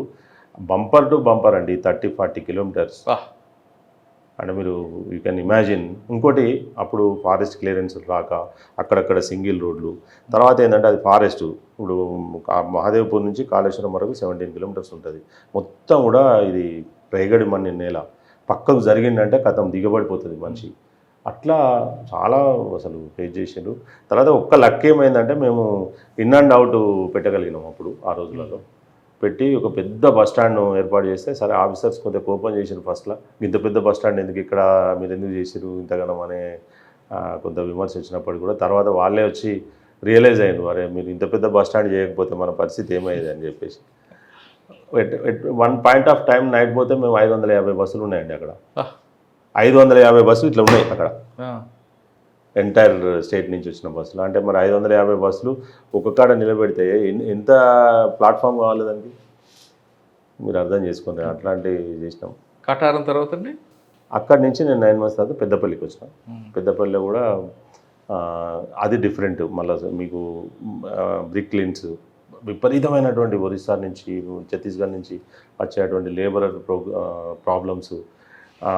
తర్వాత మొత్తం ఎంటైర్ ప్యాడీ తెలంగాణలో ఉన్నటువంటి మిర్యాలగూడ, మిర్యాలగూడ, పెద్దపల్లి, సుల్తానాబాద్ ఏరియా కూడా అట్లాంటి 200 రైస్ మిల్లులు, ప్యాడీ అంటే పారాబాయిల్డ్ మిల్స్, ఎంత ఒక హబ్ అదంతా కూడా. సిమెంట్ ఫ్యాక్టరీ అంతా కూడా డిఫరెంట్ ఇష్యూస్. చాలా పెద్ద సర్కిల్. ఛాలెంజ్ అండి మెమరబుల్ ఉందా ఏమన్నా? ఉంది అక్కడ కూడా. ఒకరోజు అంటే ఛాలెంజెస్ అంటే జనరల్ పోలీసింగ్లో ఒక పీరియడ్ దాటిన తర్వాత మనం దేన్నైనా ట్యాకిల్ చేస్తూనే ఉంటాం ఇక. అంటే అక్కడ కూడా కమ్యూనల్ ప్రాబ్లం ఉంది టౌన్ వరకు వస్తే. తర్వాత డిఫరెంట్ ఈ లేబర్ ఇష్యూస్, చాలా ఇష్యూస్ వస్తాయి. రైల్వే లైన్ ఉంది, తర్వాత దొంగతనాలు, ఇవన్నీ కూడా కామన్ జరిగేటి. చాలా పెద్ద పోలీస్ స్టేషన్స్. తర్వాత అట్లాగే సిమెంట్ ఫ్యాక్టరీ ఉంది, ఎప్పుడు లేబర్ ఇష్యూస్, యాజమాన్యంకు ఉన్నటువంటి స్ట్రగుల్స్, ఇవన్నీ కూడా జరిగేటి. గుర్తున్నాయి కేసులో. ఇంపార్టెంట్ ఏంటంటే ఒకసారి నేను అక్కడ ఐ వాజ్ ఇన్స్పెక్టర్ దేర్.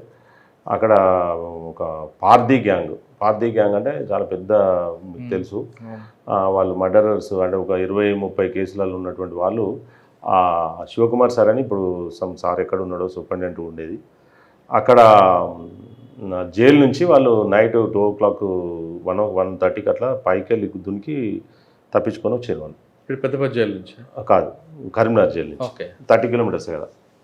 అంటే ఆయన అందరిని అలర్ట్ చేస్తూ ఉంటే ఏ పోలీస్ ఆఫీసర్ సరిగా లేపలేదంట ఫోన్ అనేది.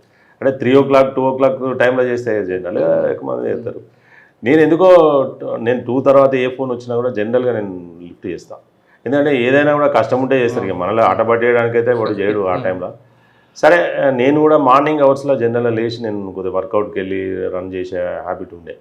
అయితే నాకు ఒక టీము, నాకు 2 గన్మెన్లు, తర్వాత నాతో వచ్చేటువంటి ఎస్ఐస్ కొంతమందిని నేను తీసుకుపోయాను. అట్లా మా టీం అంత ఉంది ఆ రోజు. టీం అంత ఉంటే నా దగ్గర ఉన్న క్రైమ్ టీంకు నేను ఎంబటే ఆయన ఫోన్ ఎత్తిన. సార్ అంటే అరే మహేష్ నువ్వు ఒక్కని ఎత్తినవు పోయి అది అని అంటే, ఏం సార్ అంటే ఇట్లా అయింది సార్, ఇట్లా ఛత్తీస్గఢ్ నుంచి ఇట్లా నాకు చాలా ఇంపార్టెంట్ అబ్బా అది, నాకు చాలా ఇబ్బంది ఉంటుంది అది అది అంటే అరే అంత అఫెన్సులు చేసిన పెద్ద గ్యాంగ్ అట్లా తప్పించుకుంటే ఎట్లా సార్ అదే నేనైతే నా ఎఫర్ట్ నేను చేస్తా, రైల్వే స్టేషన్లో నేను నిఘా పెడతా సార్, ఏదైనా ఉంటే నేను చూస్తలేను సార్ అని చెప్పిన మీకు టచ్లు ఉంటలేండి సార్ అని చెప్పి నేను రన్కి వెళ్ళినాం. గ్రౌండ్కి వెళ్ళినాక జస్ట్ 5 రన్ అయిపోయింది మాది. మా కానిస్టేబుల్స్కి నేను ఇన్స్ట్రక్షన్స్ ఇచ్చిన, ఆనంద్, రవి అని వాళ్ళు రైల్వే స్టేషన్లో ఉన్నారు. రైల్వే స్టేషన్ నుండి వాళ్ళు ఏం ఫోన్ చేసినట్టు నాకు, సార్ ఒకడు ఇట్లా అనిపిస్తాడు మరి పట్టుకోవాలా సార్ అంటే, పట్టుకునేదే పట్టుకోరా భయ్, కాకపోతే వదిలేద్దాము, ఇప్పుడు పట్టుకోకపోతే ప్రాబ్లం కానీ నువ్వు పట్టుకోవాలా సార్ అని అడుగునేదే అని నేను అన్నా. అనేసరికి వాళ్ళు ఒక 2 ఉరుకుతున్నారు, 2 పట్టుకున్నారు. వాళ్ళు 2 పట్టుకున్నారు. మొత్తం 4 కింద పడితే 4 or 3 నాకు అంత స్పెసిఫిక్ నెంబర్ తెలియదు. పట్టుకున్నాడు వాడే. వాడు సార్ ఇట్లా అని ఇట్లా చెప్తాడు, వాడు భాష రావట్లేదు. వాడు రన్ తీసుకున్నాడు. రన్ తీసుకుంటే మొత్తం పొలాలు ఒక 4-5 కిలోమీటర్స్. అప్పుడు మళ్ళీ రామగిరి హిల్లాకు టచ్ అవుతుంది అక్కడ మనం. అటు వాళ్ళు రన్ తీసుకుంటే మేము ఉన్న ప్లేస్కు వాళ్ళు రన్ తీసుకునే ప్లేస్కు ఒక 1/2 కిలోమీటర్ ఉంటుంది. మేము ఆ బ్రిడ్జ్ మీదకి, మంతిని బ్రిడ్జ్ మీదకి వచ్చి చూసినాం.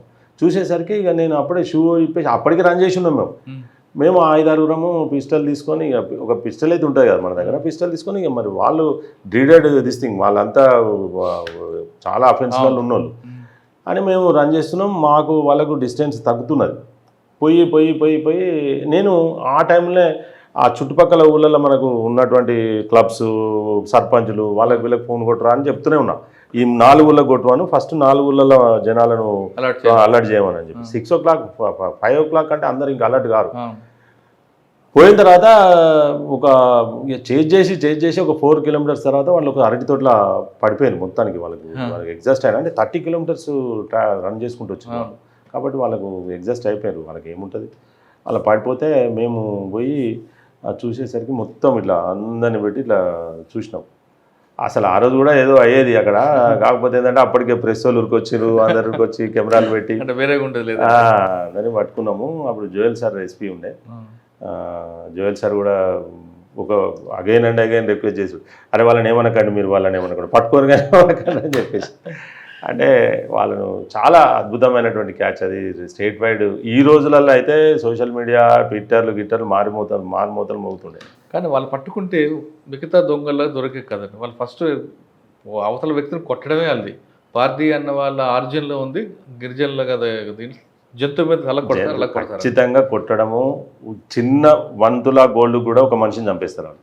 చంపకుండా పోరు, ఇంజురీ చేయకుండా పోరు, తల మీద కొడతారు. 100% తల మీదనే కొడతారు వాళ్ళు. అట్లా ఓకే. అక్కడ నుంచి ఎక్కడికి వచ్చారు? పెద్దపల్లి నుంచి. అక్కడి నుంచి పెద్దపల్లి నుంచి నేను మంచిర్యాల ఇన్స్పెక్టర్కి వెళ్ళినా. మంచిర్యాల ఒక 1.5 years పనిచేసి అక్కడే ఉంది. అక్కడ ఇక టౌన్ పరిస్థితులు, విపరీతమైనటువంటి దొంగతనాలు అంటే ఇక అసలు మామూలు కావు అక్కడ. ఆ తర్వాత చాలా పెద్ద town, single police station, all political issues కావచ్చు. తర్వాత కమ్యూనల్ కూడా అంత పెద్ద సెన్సిటివ్ ఏం కాదు. కమ్యూనల్గా మిక్స్డ్ కమ్యూనిటీ ఉన్నప్పటికీ కూడా పెద్ద సెన్సిటివ్ ఏం కాదు. అది ఒక ఛాలెంజింగ్ క్రైమ్లా ఛాలెంజింగ్ అదే. ఎందుకంటే డిస్పోజల్స్ చాలా హై యూఐ అండర్ ఇన్వెస్టిగేషన్ కేసులు చాలా ఎక్కువ ఉండేది. వాటి అన్నిటిని కూడా మనం ఒక స్ట్రీమ్ లైన్ తీసుకురావడము అంతా కూడా బాగానే వర్క్ చేసినాం అక్కడ. అక్కడి నుంచి మందమరి సిఐగా పోయినా నేను. మందమరి సిఐగా, ఇన్స్పెక్టర్ ఇది. అక్కడి నుంచి సిఐ మందమరి, మళ్ళీ సర్కిల్ ఇన్స్పెక్టర్గా. అప్పుడు 4 పోలీస్ స్టేషన్లు, బసంత్ నగర్, కాశీపేట, మందమరి, రామకృష్ణపూర్, మొన్న కేతన్పల్లి ఇష్యూ అదంతా జరిగింది ఆ పోలీస్ స్టేషన్. ఇదంతా 4 పోలీస్ స్టేషన్లు. అప్పుడు మళ్ళీ సింగరేణి ఇష్యూస్. బెల్లంపల్లి కూడా చేశారు. బెల్లంపల్లి ఏసీపీగా చేసిన, మళ్ళీ పెద్దపల్లి ఏసీపీగా పనిచేసిన. ఏసీపీ కాదు, ఇప్పుడు మీరు మంచిర్యాల, మందమరి తర్వాత ప్రమోషన్ వచ్చింది. మీరు కరీంనగర్ చేయలేదా ఇన్స్పెక్టర్గా? కరీంనగర్ ఇన్స్పెక్టర్ చేయలేదు నేను. ఎస్ఐగా 7 years పనిచేసిన, 6-7 years పనిచేసిన అక్కడ. కాదా, టోల్ గేట్ పక్కన ఒక హెచ్బి అవుతుంది, గుర్తుందా మీకు? ఇది చాలా, ఇప్పుడు నేను చెప్పాలంటే చాలా ఇంపార్టెంట్ కేసెస్ కూడా, డకాయిటీస్. తర్వాత నేను ఆపరేషన్, నేను I was SI Jagtial. SP sir ఎవరు, మన చవాన్ సార్ ఎస్పీ సార్, ఇప్పుడు అడిషనల్ డీజీ సార్, ఇప్పుడు ఎన్ఫోర్స్మెంట్లో ఉన్న సార్ ఎస్పీ సార్. నేను కోర్టు ఎవిడెన్స్కి వస్తే నేను ఒక నక్సలైట్తో డీల్ చేస్తున్నా. అప్పటికే డీల్ అంటే వాళ్ళతో నెగోషియేట్ చేస్తున్నా, డైరెక్ట్ దళంలోకి వెళ్ళి డీల్ చేస్తున్నా. నాకు క్లాస్మేట్ ఉంటాడు వెంకన్న అని వరంగల్లో, వాళ్ళకి రిలేటివ్ అన్నట్టు వాడు. అయితే మా ఆఫీసర్ నెంబర్ అని నా నెంబర్ ఇస్తే ఆ నెంబర్కు డైరెక్ట్ మాట్లాడడం ఇదంతా జరుగుతుంటే సడన్గా ఫోన్ చేసి అన్న మేము ఒక 8 మంది నక్సలైట్ల అంటే గ్రూప్ మీద ఫైర్ అయింది, మేము 8 మంది వచ్చినాం, 8 మంది వెపన్స్ తోటి విత్ ఏకపాట్స్ సరెండర్కి వస్తున్నాము అని చెప్పి నాకు ఇన్ఫర్మేషన్ వచ్చింది. రాగానే నేను సార్ బోయినపల్లి పోలీస్ స్టేషన్లో ఇన్స్పెక్షన్ ఉన్నాడు, సార్కి చెప్పిన, సార్ ఇట్లా ఇన్ఫర్మేషన్ వచ్చింది, నేను కోర్టుకు వచ్చినా, నా వెంబడి ఎవరు లేరు అని అంటే, లేదు నువ్వు గో హెడ్, నువ్వు పోయి ప్రికాషన్స్ అయితే జాగ్రత్త తీసుకో, 2-3 ఏకేళ్ళన్నా పెట్టుకో మినిమం అట్లా ఇట్లా అని సార్ చెప్పినాక నేను నర్సంపేట, మా ఊరు వరంగల్ దగ్గర, అక్కడి నుంచి నర్సంపేట పోయినా, నర్సంపేట నుంచి మేడిపల్లి అని ఒక లోపలికి రిమోట్ విలేజ్ ఉంటుంది, అక్కడి నుంచి అడవిలో ట్రావెల్ సింగిల్గా నా వెంబడి నదీర్ అని ఒక కానిస్టేబుల్ ఫ్రమ్ జగిత్యాల, ఇది ముస్లిం కానిస్టేబుల్, నా డ్రైవర్ కమ్ గన్మెన్, వాడు ఒక AK-47 నా దగ్గర ఒక పిస్టల్. వాళ్ళు ఏం షరతు పెట్టిందంటే పోతా ఉంటే పిస్టల్ ఉండద్దు, దగ్గర AK-47 ఉండద్దు, మీరు ఇది ఉండద్దు అది ఉండదు. కానీ మనకు ఆరాటం ఏంది, ఈ 7-8 మందిని మనం సరెండర్ చేసుకోవాలి, వెపన్స్ తీసుకోవాలి. మనం ఎప్పటి నుంచో వీళ్ళతో టచ్లో ఉన్నాం, డీల్ ఉన్నాం. నా క్లాస్మేట్, వాడి క్లాస్మేట్ కూడా నా దగ్గర ఉన్నాడు. ఉన్నప్పటికీ కూడా మనము ఎంతైనా పోలీస్ ఆఫీసర్, మన ట్రాప్ చేస్తున్నా తెలియదు, ఏం చేస్తున్నా తెలియదు. ఆయన కూడా నేను అక్కడి నుంచి బై వాక్ 2 కిలోమీటర్స్ 9:30 నైట్ ఫారెస్ట్లో పోయినాక వాళ్ళందరూ ఇట్లా వచ్చి యూనిఫామ్ల మీద వచ్చి ఎదురుగా వచ్చేసింది, ఇట్లా పట్టుకొని వచ్చిన తర్వాత నేను కాళ్ళ దగ్గర AK-47 పెట్టుకున్నా. నేను మా డ్రైవర్కి చెప్పిన, గన్మెన్ కాన్ డ్రైవర్, అరే నేను ఎటు ఉరుకుతానో తెలియదు, నువ్వు ఎటు ఉరుకుతావు తెలియదు, ఉరుకుదాం, ఏమన్నా అయితే ఉరుకుదాం, మనం కాల్చే తిరిగా కాలుదాం, మనం చేసే తిరిగా చేద్దాం, మనం పోతే మనం ఆర్మీ పాయింట్, మనం వెనుక మళ్ళీ కలుసుకునే పాయింట్ ఏంటంటే మేడిపల్లి, ఎటు పోయినా కూడా మేడిపల్లికి ఉరికి రావాలి పోయి మనం. కింద పడుకుంటే పొలాలే ఉన్నాయని చూసుకున్నాం ఫస్టే, పొలాల గట్ల కింద పడుకుంటే మనకి ఏం కాదు, వాడు ఉరికొచ్చి నైట్ మన మీద పడేది ఏమి ఉండదు. నైట్ ఫైరింగ్ అనేది సేఫ్, వాడు అటుంటాడు, వాడు భయంలో ఉంటాడు, మనం భయంలో ఉంటాడు, కాబట్టి పెద్ద ఏం కాదు అన్నట్టుగా. మనం ఎక్కువ మంది ఉన్నామని కూడా అనుకుంటాడు, మనం ఇద్దరం వచ్చినామని ఎందుకు అనుకుంటాడు, లైట్లు బంద్ చేయకని చెప్పిన, చెప్తే వాళ్ళు లైట్లకు ఎదురుగా వచ్చేసిండ్రు. ఎదురుగా వస్తే నేను అది కింద వేస్తే అందులో కూడా నన్ను గుర్తుపట్టి మహేష్ సార్ అనుకుంటూ వచ్చిండాడు. అరే నువ్వెక్కర్రా అంటే, నేను మంత్రి ముత్తరం ఏరియాలో మాది రామన్నపేట సార్, పలానా విలేజ్ రామేపల్లి సార్, మీరు తెలుసు సార్ నాకు, మీరు అక్కడ పనిచేసింది సార్ ఎస్ఐగా అంటే, అరే ఇంకేంద్రమ్మా నీకు తెలుసు, మరి అందరికీ చెప్పు, నేను ఏందో చెప్పు అంటే, సార్ మంచోడు అని చెప్పి ఆ 8 తుపాకులు తీసుకొని వ్యాగనర్ కారు 8 ఇంక్లూడింగ్ AK-47 తీసుకొని వచ్చి మేము సరెండర్ చేసినాం. అప్పుడు సార్ మాకు అంత పెద్ద వర్క్ చేసినందుకు, అంత గొప్ప వర్క్ చేసినందుకు నన్ను తీసుకుపోయి కాశ్మీర్ ట్రిప్, మేము కాశ్మీర్కి వెళ్ళినాం అందరం ఫ్యామిలీస్ తోటి, మాకు అన్ని టికెట్స్ ఇచ్చి చేయడం జరిగింది. కాశ్మీర్ చూసి వచ్చారు? కాశ్మీర్ పోయినాము, ఒక ఫ్రీ ట్రిప్ కదా సార్ పంపించిండు, ఒక గొప్ప పని చేసినాం అని అట్లా. ఓకే, అంటే మీరు ఇక్కడ మందమర్రిలో ఉన్నప్పుడు ACP ప్రమోషన్, డిఎస్పీ ప్రమోషన్ వచ్చి ఎక్కడండి? ACP బెల్లంపల్లి. అక్కడే ఉందండి మీకు?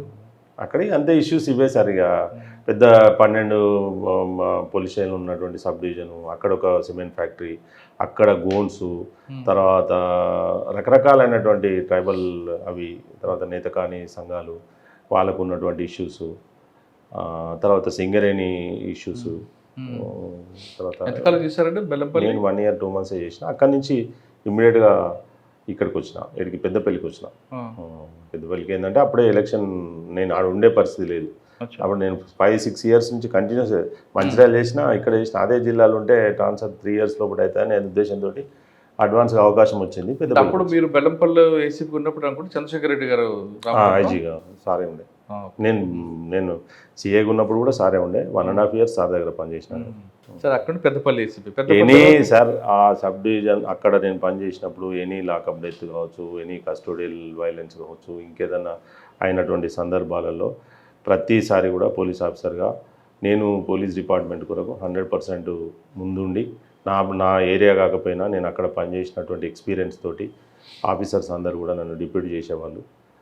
ఆ రకంగానే ఎంతసేపు ఒక పోలీస్ ఒక ఇమేజ్ అనేది బూస్టప్ కావాలి, సమాజంలో మనం పోలీస్ అనేది ఒక అప్పర్ హ్యాండ్గా ఉండాలి. ఆ టైంలో జైనూర్లో ఒక ఆయన ఉండేవారు కదండి? జైనూర్ అనేది డిఫరెంట్ సార్. అది జైనూర్ అనేది Adilabad comes under, Adilabad or Asifabad I think అక్కడ వస్తుంది. ఇక్కడ మాత్రం జైపూర్ అని ఉంటుంది. జైపూర్ నరేందర్ అని, ఆయన ఇప్పుడు హైదరాబాద్లో ఉన్నాడు ట్రాఫిక్. ఓకే, అక్కడ నుంచి ఎక్కడికి వచ్చారండి? అక్కడ నుంచి నేను పెద్దపల్లికి వచ్చిన, మళ్ళీ పెద్దపల్లి తర్వాత నారాయణపేటకి వచ్చిన. అంటే ఈ వింగ్ అసలు నేను ఎప్పుడు కూడా ఇది టచ్ చేయలేదు. ఈ క్రమంలో నేను చేసేటువంటి ఎక్స్మిస్ వర్క్లో కూడా 2006లోనే నాకు రాజశేఖర రెడ్డి గారు సీఎం ఉన్నప్పుడు నాకు గ్యాలంటరీ అవార్డు వచ్చింది. అది కూడా నాకు మళ్ళీ చౌహాన్ సార్ ఎస్పీగా ఉన్నప్పుడే ఆయనే ప్రపోజల్ పంపాడు. సార్ మీరు గ్యాలంటరీ అవార్డు వచ్చింది కానీ యాక్చువల్ ప్రమోషన్ లేదు అక్కడ. అంటే వన్ ఇన్సెంటివ్ ఒకటే ఇయర్లో తీసుకురాదు జనరల్గా. అంటే అప్పుడు ఉన్నటువంటి ఆఫీసర్స్ అదొక రూల్గా లాగా పెట్టారు. పెట్టినప్పుడు ఏమైందంటే మళ్ళీ తర్వాత నాకు ఇమ్మటే ప్రమోషన్ వచ్చింది. పెద్ద గ్యాప్ ఏం రాలేదు, ఇదేం రాలేదు. ఇది రాగానే మళ్ళీ ప్రమోషన్ వచ్చింది కాబట్టి అంత పెద్ద. ఒక ఎక్స్చేంజ్ ఆఫ్ ఫైర్ కానీ ఒక ఎన్కౌంటర్ కానీ ఉందా? చాలా ఉన్నాయండి. అంటే నేను రికార్డు మీద I participated several exchange of fires, several encounter. లేకపోతే నాకు గ్యాలంటరీ ఎందుకు ఇస్తారండి? అదే కదా ఆన్ రికార్డులో ఉన్నది ఒకటి చెప్పండి. ఆన్ రికార్డులో అన్ని ఆన్ రికార్డులు ఉన్నాయి. నేను ఆఫ్ ద రికార్డ్ చేసింది చెప్పగలరా? చెప్తా, ఎందుకు చెప్పా. ఇది నేను కరీంనగర్ 1 టౌన్ ఎస్ఐగా పనిచేసేటప్పుడు ఒక ఎన్కౌంటర్ అయింది. ఇక్కడ భూపాల్పల్లి ఏరియాలో ఒక ఎన్కౌంటర్ అయింది. ఆ ఎన్కౌంటర్లో మంగన్న అని ఒక 100 కేసెస్లో ఇన్వాల్వ్ అయినటువంటి వాడు చనిపోయాడు. అక్కడ ఒక 5 weapons, 3 extremist work died in that encounter. ఆ ఎన్కౌంటర్ ఇన్ఫర్మేషన్ అదంతా కలెక్ట్ చేసిందంతా నేనే కాబట్టి నాకు అప్పుడు దీంట్లో ప్రపోజల్ పంపడం జరిగింది. ఒక గ్యాలెంట్ యాక్షన్. ఓకే, కరీంనగర్లో మీరు పనిచేసే టైంలో టోల్ గేట్ పక్కన ఒక దొంగతనంలో మీ వర్క్ బట్టి ఆ కేసు బ్రేక్ త్రూ వచ్చింది అంటారు. అంటే నాకు ఇప్పటివరకు ఇంకా స్ట్రైక్ అవ్వట్లేదు సార్. అది కావచ్చు 100%. ఎందుకంటే సార్ ఫింగర్ ప్రింట్ టాలీ అయింది, అది మీరు పట్టుకోబట్టి దాంట్లో 30 లక్షల రూపాయలు టోటల్గా రికవర్ అయిందని చెప్తుంటారు. కావచ్చు సార్. అంత అంటే నేను నైజీరియన్ ఫ్రాడ్ చాలా అద్భుతంగా చేసినాం పెద్దపల్లిలో. అది అసలు తెలంగాణ పోలీస్ చరిత్రలో అదొక మంచి కేసు. ఓకే, అంటే అంత సైబర్ క్రైమ్ వాళ్ళే చేస్తారు, లేకపోతే హైదరాబాద్ సిఐడి వింగ్లోనే చేసేది. అప్పుడు సైబర్ క్రైమ్ కూడా అంతకు పెద్దగా లేదు. చేశారా? పెద్దపల్లి నుంచి మేము లీడ్ తీసుకొని ఒక కేసులో ఒక 10 lakhs అట్లా పోయింది. బసంత్ నగర్ ఏరియా అబ్బాయిది. ఒక చిన్న మెసేజ్ తోటి డ్రాప్ చేసి వాళ్ళంతా ఇక సేమ్ ఇప్పుడైతే ఏదైతే జరిగిందో 2016లో మేము నైజీరియన్స్ను ఢిల్లీలో పట్టుకున్నాం. ఓకే, ఒక 10 members పట్టుకొని వచ్చినాం. వాళ్ళందరినీ రిమైండ్ చేసినాం. వాళ్ళ నుంచి మేము రికవరీ చేసినాం. Property recovery. వాళ్ళు పట్టుకోవడమే కష్టం కదా. పట్టుకొని రికవరీ చేసినాం అంటే అదే గొప్ప కేసు అని. అప్పుడు జోయల్ సార్ ఎస్పీ ఉండే. అప్పుడు వారియర్ సార్ అని గోదావరికని ఏఎస్పీ ఉండే. తర్వాత ఇప్పుడున్న సింధు మేడం అని ఆమె మానకొండూరులో ట్రైనింగ్ ఉండే. వాళ్ళందరూ కూడా ఆ ఇంట్రాగేషన్కి వచ్చిండ్రు. ఐపీఎస్ ఆఫీసర్లు అందరినీ పంపించిండ్రు ఆ కేసుకు.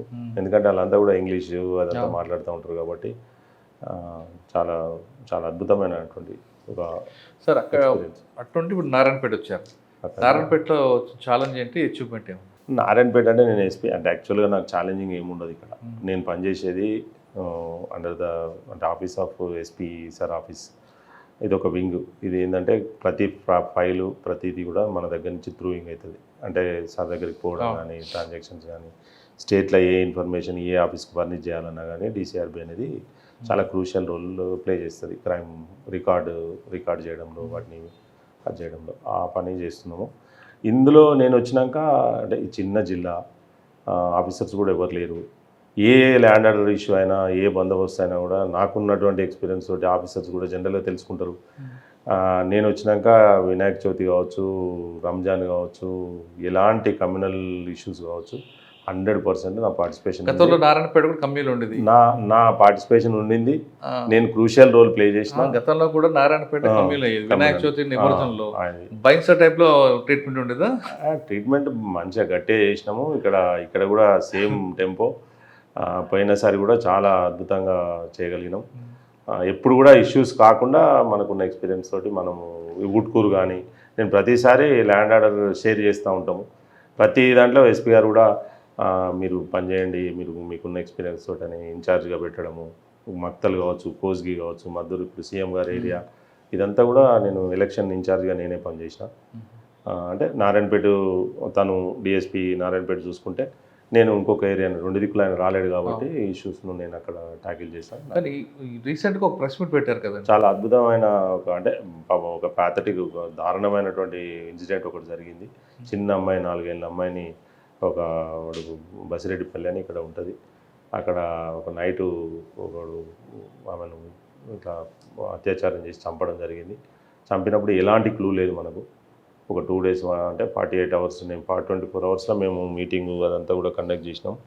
చేసి ఒక 8 టీమ్స్గా డివైడ్ అయినాం under the leadership of SP సార్కు ఒక ఛాలెంజింగ్గా మేము ఒక ప్రామిస్ చేసినాం ఏమనంటే సార్ ఇది డిటెక్ట్ అయ్యే వరకు ఏ ఆఫీసర్ కూడా ఇంటికి పోడు నిద్రపోడు including me and DSP we stayed there and we interrogated several people, hundreds of people, and enumerated so many houses. ఎన్నో హౌజులను మనము సెట్ చేసి ఎన్యూమరేట్ చేసి క్లూస్ లాగి 48 అవర్స్ లోపల రియల్ అఫెండర్ను పట్టుకోగలిగినాం. 100% క్లూస్ తోటి సైంటిఫిక్ క్లూస్ అన్నీ కూడా కలెక్ట్ చేయగలిగినాం.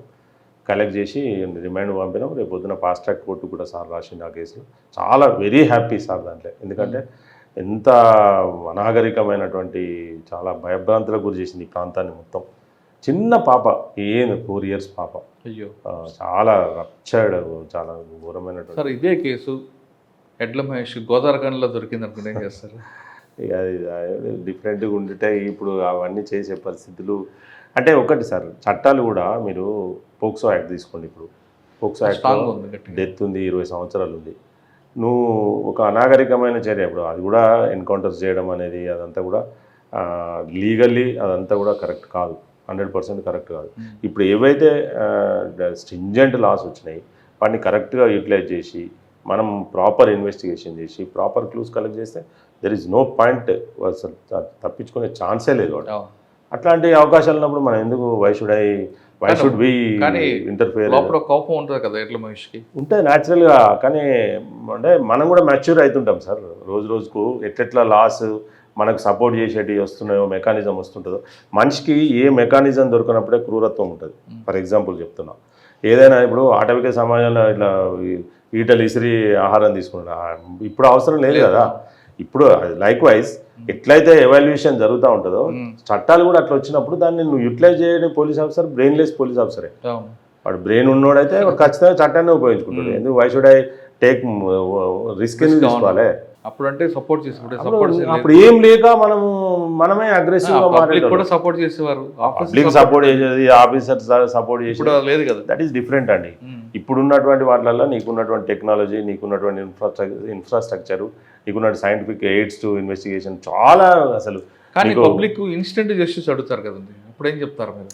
సార్ ఇప్పుడు పబ్లిక్ విక్టిమ్ ఎవరున్నా మనము ట్యాకిల్ చేసే విధానంలో మనము ఇమ్మీడియట్గా దాన్ని ఇన్వెస్టిగేషన్ ఏ రకంగా టేకప్ చేయగలిగినాము, వాళ్ళను ఓపెన్లా పెట్టాలి. దాన్ని మనము సీక్రెట్గా పెట్టి ఏమో మనం చేసిన ఎఫర్ట్ వాళ్ళకి తెలియాలి. అరే మన కొరకు పని చేస్తూ ఉన్నారు, హార్డ్ వర్క్ చేస్తూ ఉన్నారు. మేము ఆడ 2 రోజులు హోటల్లో తినుకుంటా, ఒక డిఎస్పీకి 4 kilometers హౌస్ లేదు, మేము వచ్చి మా ఇంట్లో ఉండొచ్చు. ఒక డిఎస్పీ ర్యాంకులు ఉండాల్సిన అవసరం లేదు అక్కడ. ఈ కేసులో ఓ ఇన్స్పెక్టర్ చేస్తాడు అక్కడ, లేదు ఒక టీంలు వేసినాం, టీములు చేస్తే మేము మానిటర్ చేయొచ్చు, పోయి గంటకోసారో 4 గంటలకోసారో పోయి చేయొచ్చు. మేము అక్కడే ఉన్నాం. ఒక 20 times ఎస్పీఆర్ విజిట్ చేసిండు అక్కడికి. ఎస్పీఆర్ నిద్రపోలే, రాత్రి 2 గంటలకు చూసినా మేము అక్కడే ఉండేటోళ్ళం. నేను వస్తున్నానే ఆయన వచ్చేటోడు అక్కడికి. అట్లా చేసినాం కాబట్టి కింద వాళ్ళకి అదే వాడికి బేసికలీ అట్లాంటి ఉన్నది, పాస్ట్ హిస్టరీ కూడా అట్లనే ఉంది వాడి. చేసిండు వాడు కొంత తాగిన దాంట్లో ప్లస్ వాడికి ఏం ట్రీట్మెంట్ ఇవ్వకుండా పంపించారా? ట్రీట్మెంట్ అంటే మన పోలీసుల ట్రీట్మెంట్ అంటే ఏం ట్రీట్మెంట్ అనుకుంటారు మీరు? లీగల్గా అరెస్ట్ చేయడము, ఇమ్మీడియట్గా పంపడం. పోలీస్ స్టేషన్లో వచ్చే ట్రీట్మెంట్ వేరు, జైల్లోకి వెళ్ళి ట్రీట్మెంట్ వేరే ఉంటుంది. ఇక ఆ ట్రీట్మెంట్ అనేది ఇప్పుడు అది అడ్మిసిబుల్ కాదు. ఓకే, కొత్త సర్వీస్ అంతా బాగా చేసుకొస్తున్నారు మీరు. కానీ ఎక్కడో ఒక దగ్గర ఇది చేయలేకపోయాను, ఇది చేస్తుంటే బాగుండేది అని ఎప్పుడైనా అనిపించిందా? అంటే మీరు Godavari we are working in a democratic system. ఒక సిస్టంలో పనిచేసేటప్పుడు కొన్ని పరిస్థితులు వాటికి కూడా అనుగుణంగా మనం పనిచేయాల్సి ఉంటుంది. అంటే పూర్తిగా నేను బుక్కిష్గానో లేకపోతే నాకు దోచిన విధంగానో లేకపోతే అట్లా పనిచేస్తే అక్కడ కూడా అన్ని పరిస్థితులు అనుకూలించకపోవచ్చు, అందరూ కూడా నీకు కోఆపరేట్ చేయకపోవచ్చు. కాబట్టి మన లిమిట్స్లో మన పని మనం చేసుకుంటూ పోవాలనేదే ఇప్పుడున్నటువంటి పరిస్థితి.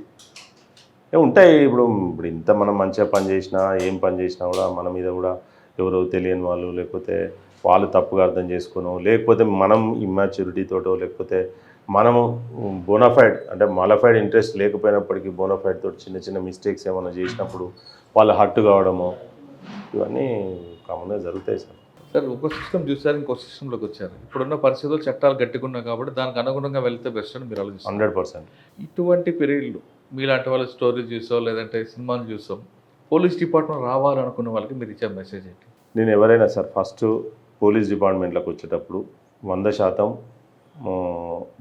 ఈ ప్రొఫెషన్ను ఒక ధర్మంగా, ఒక దేవాలయంగా, నాకు ఇది 100% నేను ఒక పోలీస్ ఆఫీసర్, పర్ఫెక్ట్ పోలీస్ ఆఫీసర్గా పనిచేయాలనే ఒక దృక్పథం ఫస్ట్ ఉండాలి. 100% హార్డ్ వర్కింగ్ నేచర్ ఉండాలి. తర్వాత ప్రియాక్యుపైడ్ మైండ్ తోటి ఏ పని చేయదు. 100% మనము బ్లైండ్ ఫుల్లా అక్కడ ఉన్నటువంటి ఫ్యాక్ట్స్ ఏ రకంగా ఉంటాయో ఆ రకంగానే. తర్వాత మనీ అనేది మన మైండ్ మీద పనిచేసింది అని అంటే 100% నీ సబ్జెక్ట్ అనేది, నీ ఆబ్జెక్టివ్ అనేది వెనుకపోతుంది. ఎప్పుడు కూడా ఆబ్జెక్టివ్ ముందు నడవాలి. ఇంకేదైనా మనకి ఏ ఆలోచన ఉండని, అది సెకండరీ అనుకుంటే 100% నీకు మంచి జరుగుతుంది. ఆబ్జెక్టివ్గా నువ్వు ముందుకు పోవాలి. ఆబ్జెక్టివ్ అంటే నువ్వు ఏ పని అయితే చేయదలుచుకున్నావో ఆ పని మీదనే ఫస్ట్ దృష్టి పెట్టాలి. నువ్వు సెకండ్ థాట్స్, లేకపోతే ఈయన పెద్ద దొరబాబు, వాళ్ళు వచ్చిండు పేదోళ్ళు, ఇట్లా ఎప్పుడు ఒక ఇష్యూ బేస్డ్, ఒక ఫ్యాక్ట్ ఆధారంగా పోవడము, మ్యాక్సిమం నిజాయితీగా పనిచేయడానికి ప్రయత్నం చేయడము. అంటే మనం ఒక 60-70% అని చెప్పినాడు. 100% ఏ ఆఫీసర్ చెప్పినా తప్పే, నేను చెప్పినా తప్పే. నాకు నేను 100 చెప్పొచ్చు, కానీ 70% 60% చేయగలుగుతాను నేను కూడా. అంత చేస్తే సొసైటీ ఫుల్ యాక్సెప్ట్ చేస్తే సంతోషపడుతుంది. పోలీస్ డిపార్ట్మెంట్ రండి, వచ్చిన వాళ్ళు ప్యాషన్తో పనిచేయండి, అదేవిధంగా ఆబ్జెక్టివ్ మీద ఉండాలి తప్ప వేరే థాట్స్ ఉండకూడదు అంటున్నారు ఎడ్ల మహేష్ గారు. ఇక్కడ చట్టం గట్టిగా ఉంది కాబట్టి చట్ట పరిధిలో మనం చేస్తే పబ్లిక్ మనకి నచ్చ చెప్తారు, మనం చేసే పనిని పబ్లిక్ కూడా యాక్సెప్ట్ చేస్తారు. కానీ గతంలాగా ఇన్స్టెంట్ జస్టిస్ చేస్తే సొసైటీ యాక్సెప్ట్ చేయదు, మనకి ఎవరు కూడా కాపాడరు. కాబట్టి ఇప్పుడున్న చట్ట పరిధిలోనే మీరు యాక్ట్ చేయండి, కరెక్ట్గా చేయండి, ఖచ్చితంగా నిందితులకు శిక్ష పడుతుంది. కాబట్టి పేద ప్రజలకు న్యాయం చేయాలంటే police department the best platform అంటున్నారు మహేష్ గారు. ఇంకొకటి మీకు యాడ్ చేస్తాను నేను. యాక్చువల్గా ఏంటంటే మనం నేషనల్ బేస్డ్ టోర్నమెంట్స్ కండక్ట్ చేయగలిగినాం అక్కడ. ఈవెన్ నేను జగిత్యాలలో పనిచేసేటప్పుడు గోపిచంద్ సైన్ అనే వాళ్ళని తీసుకురాగలిగినాం అక్కడికి. అంటే ఒక బెస్ట్ యూత్కు ఒక ఇన్స్పిరేషన్ లాగా తీసుకొచ్చి గోపిచంద్ తోటి మనం చాలా టోర్నమెంట్స్ కరీంనగర్లో కండక్ట్ చేసినాం, అక్కడ జగిత్యాలలో కండక్ట్ చేసినాం, అది మన మంచిర్యాలలో కండక్ట్ చేసినాం. పెద్ద వాలీబాల్ టోర్నమెంట్, నేషనల్ వాలీబాల్, మన స్టేట్ వాలీబాల్ టోర్నమెంట్ పెట్టగలిగినాం, రామకృష్ణాపూర్లో పెట్టినాం. At the same apart from this, మన తలసేమియా, సికిల్ సెల్ అనే వ్యాధులను మనము చాలా సీరియస్గా తీసుకున్నాం మనసు మీద. తీసుకొని మనం పెద్దపల్లికి వచ్చేసరికి, అంటే అప్పటికి చాలా క్యాంప్ చేసినాము. చాలా రినౌండ్ క్యాంప్ ఏంటంటే మీరు అసలు అంటే ఒక గిన్నీస్ అవతలికి కూడా పోతుంది అది. ఆ రికార్డు కొరకు నేను మాట్లాడట్లేదు. 6166 మందితోటి సింగిల్ డేలో మేము బ్లడ్ కలెక్ట్ చేయగలిగాం. 6166. సూపర్. భారతదేశంలో ఒక సింగిల్ ప్లేస్లో, ఒక సింగిల్ సబ్ డివిజన్లో ఎవ్వరు చేయలే ఇప్పటివరకు, భారతదేశం మొత్తంలో చేయలే. 6166 మంది నేను బ్లడ్ తీయగలిగిన. ఒక 10,000 మందిని నేను పుల్అప్ చేసిన. అది నా లైఫ్ నాకు విపరీతమైనటువంటి ఆనందాన్ని ఇచ్చినటువంటి అంశం. జీవితంలో నేను రిటైర్ అయ్యే వరకు 10,000 మందితో చేయాలనే ఆలోచన ఉంది. 100% చేస్తా జీవితంలో రిటైర్ అయ్యే వరకు. 10,000 తోటి చేయాలని ఆలోచన ఉంది. 100% మీ గోల్ రీచ్ అవుతారు. రైట్. ఇది ఈ వారం ఎడ్ల మహేష్ గారితో ఎక్స్క్లూజివ్ ఇంటర్వ్యూ. వచ్చే వారం మరో గెస్ట్తో మళ్ళీ కలుద్దాం. నమస్తే. Thank you very much sir.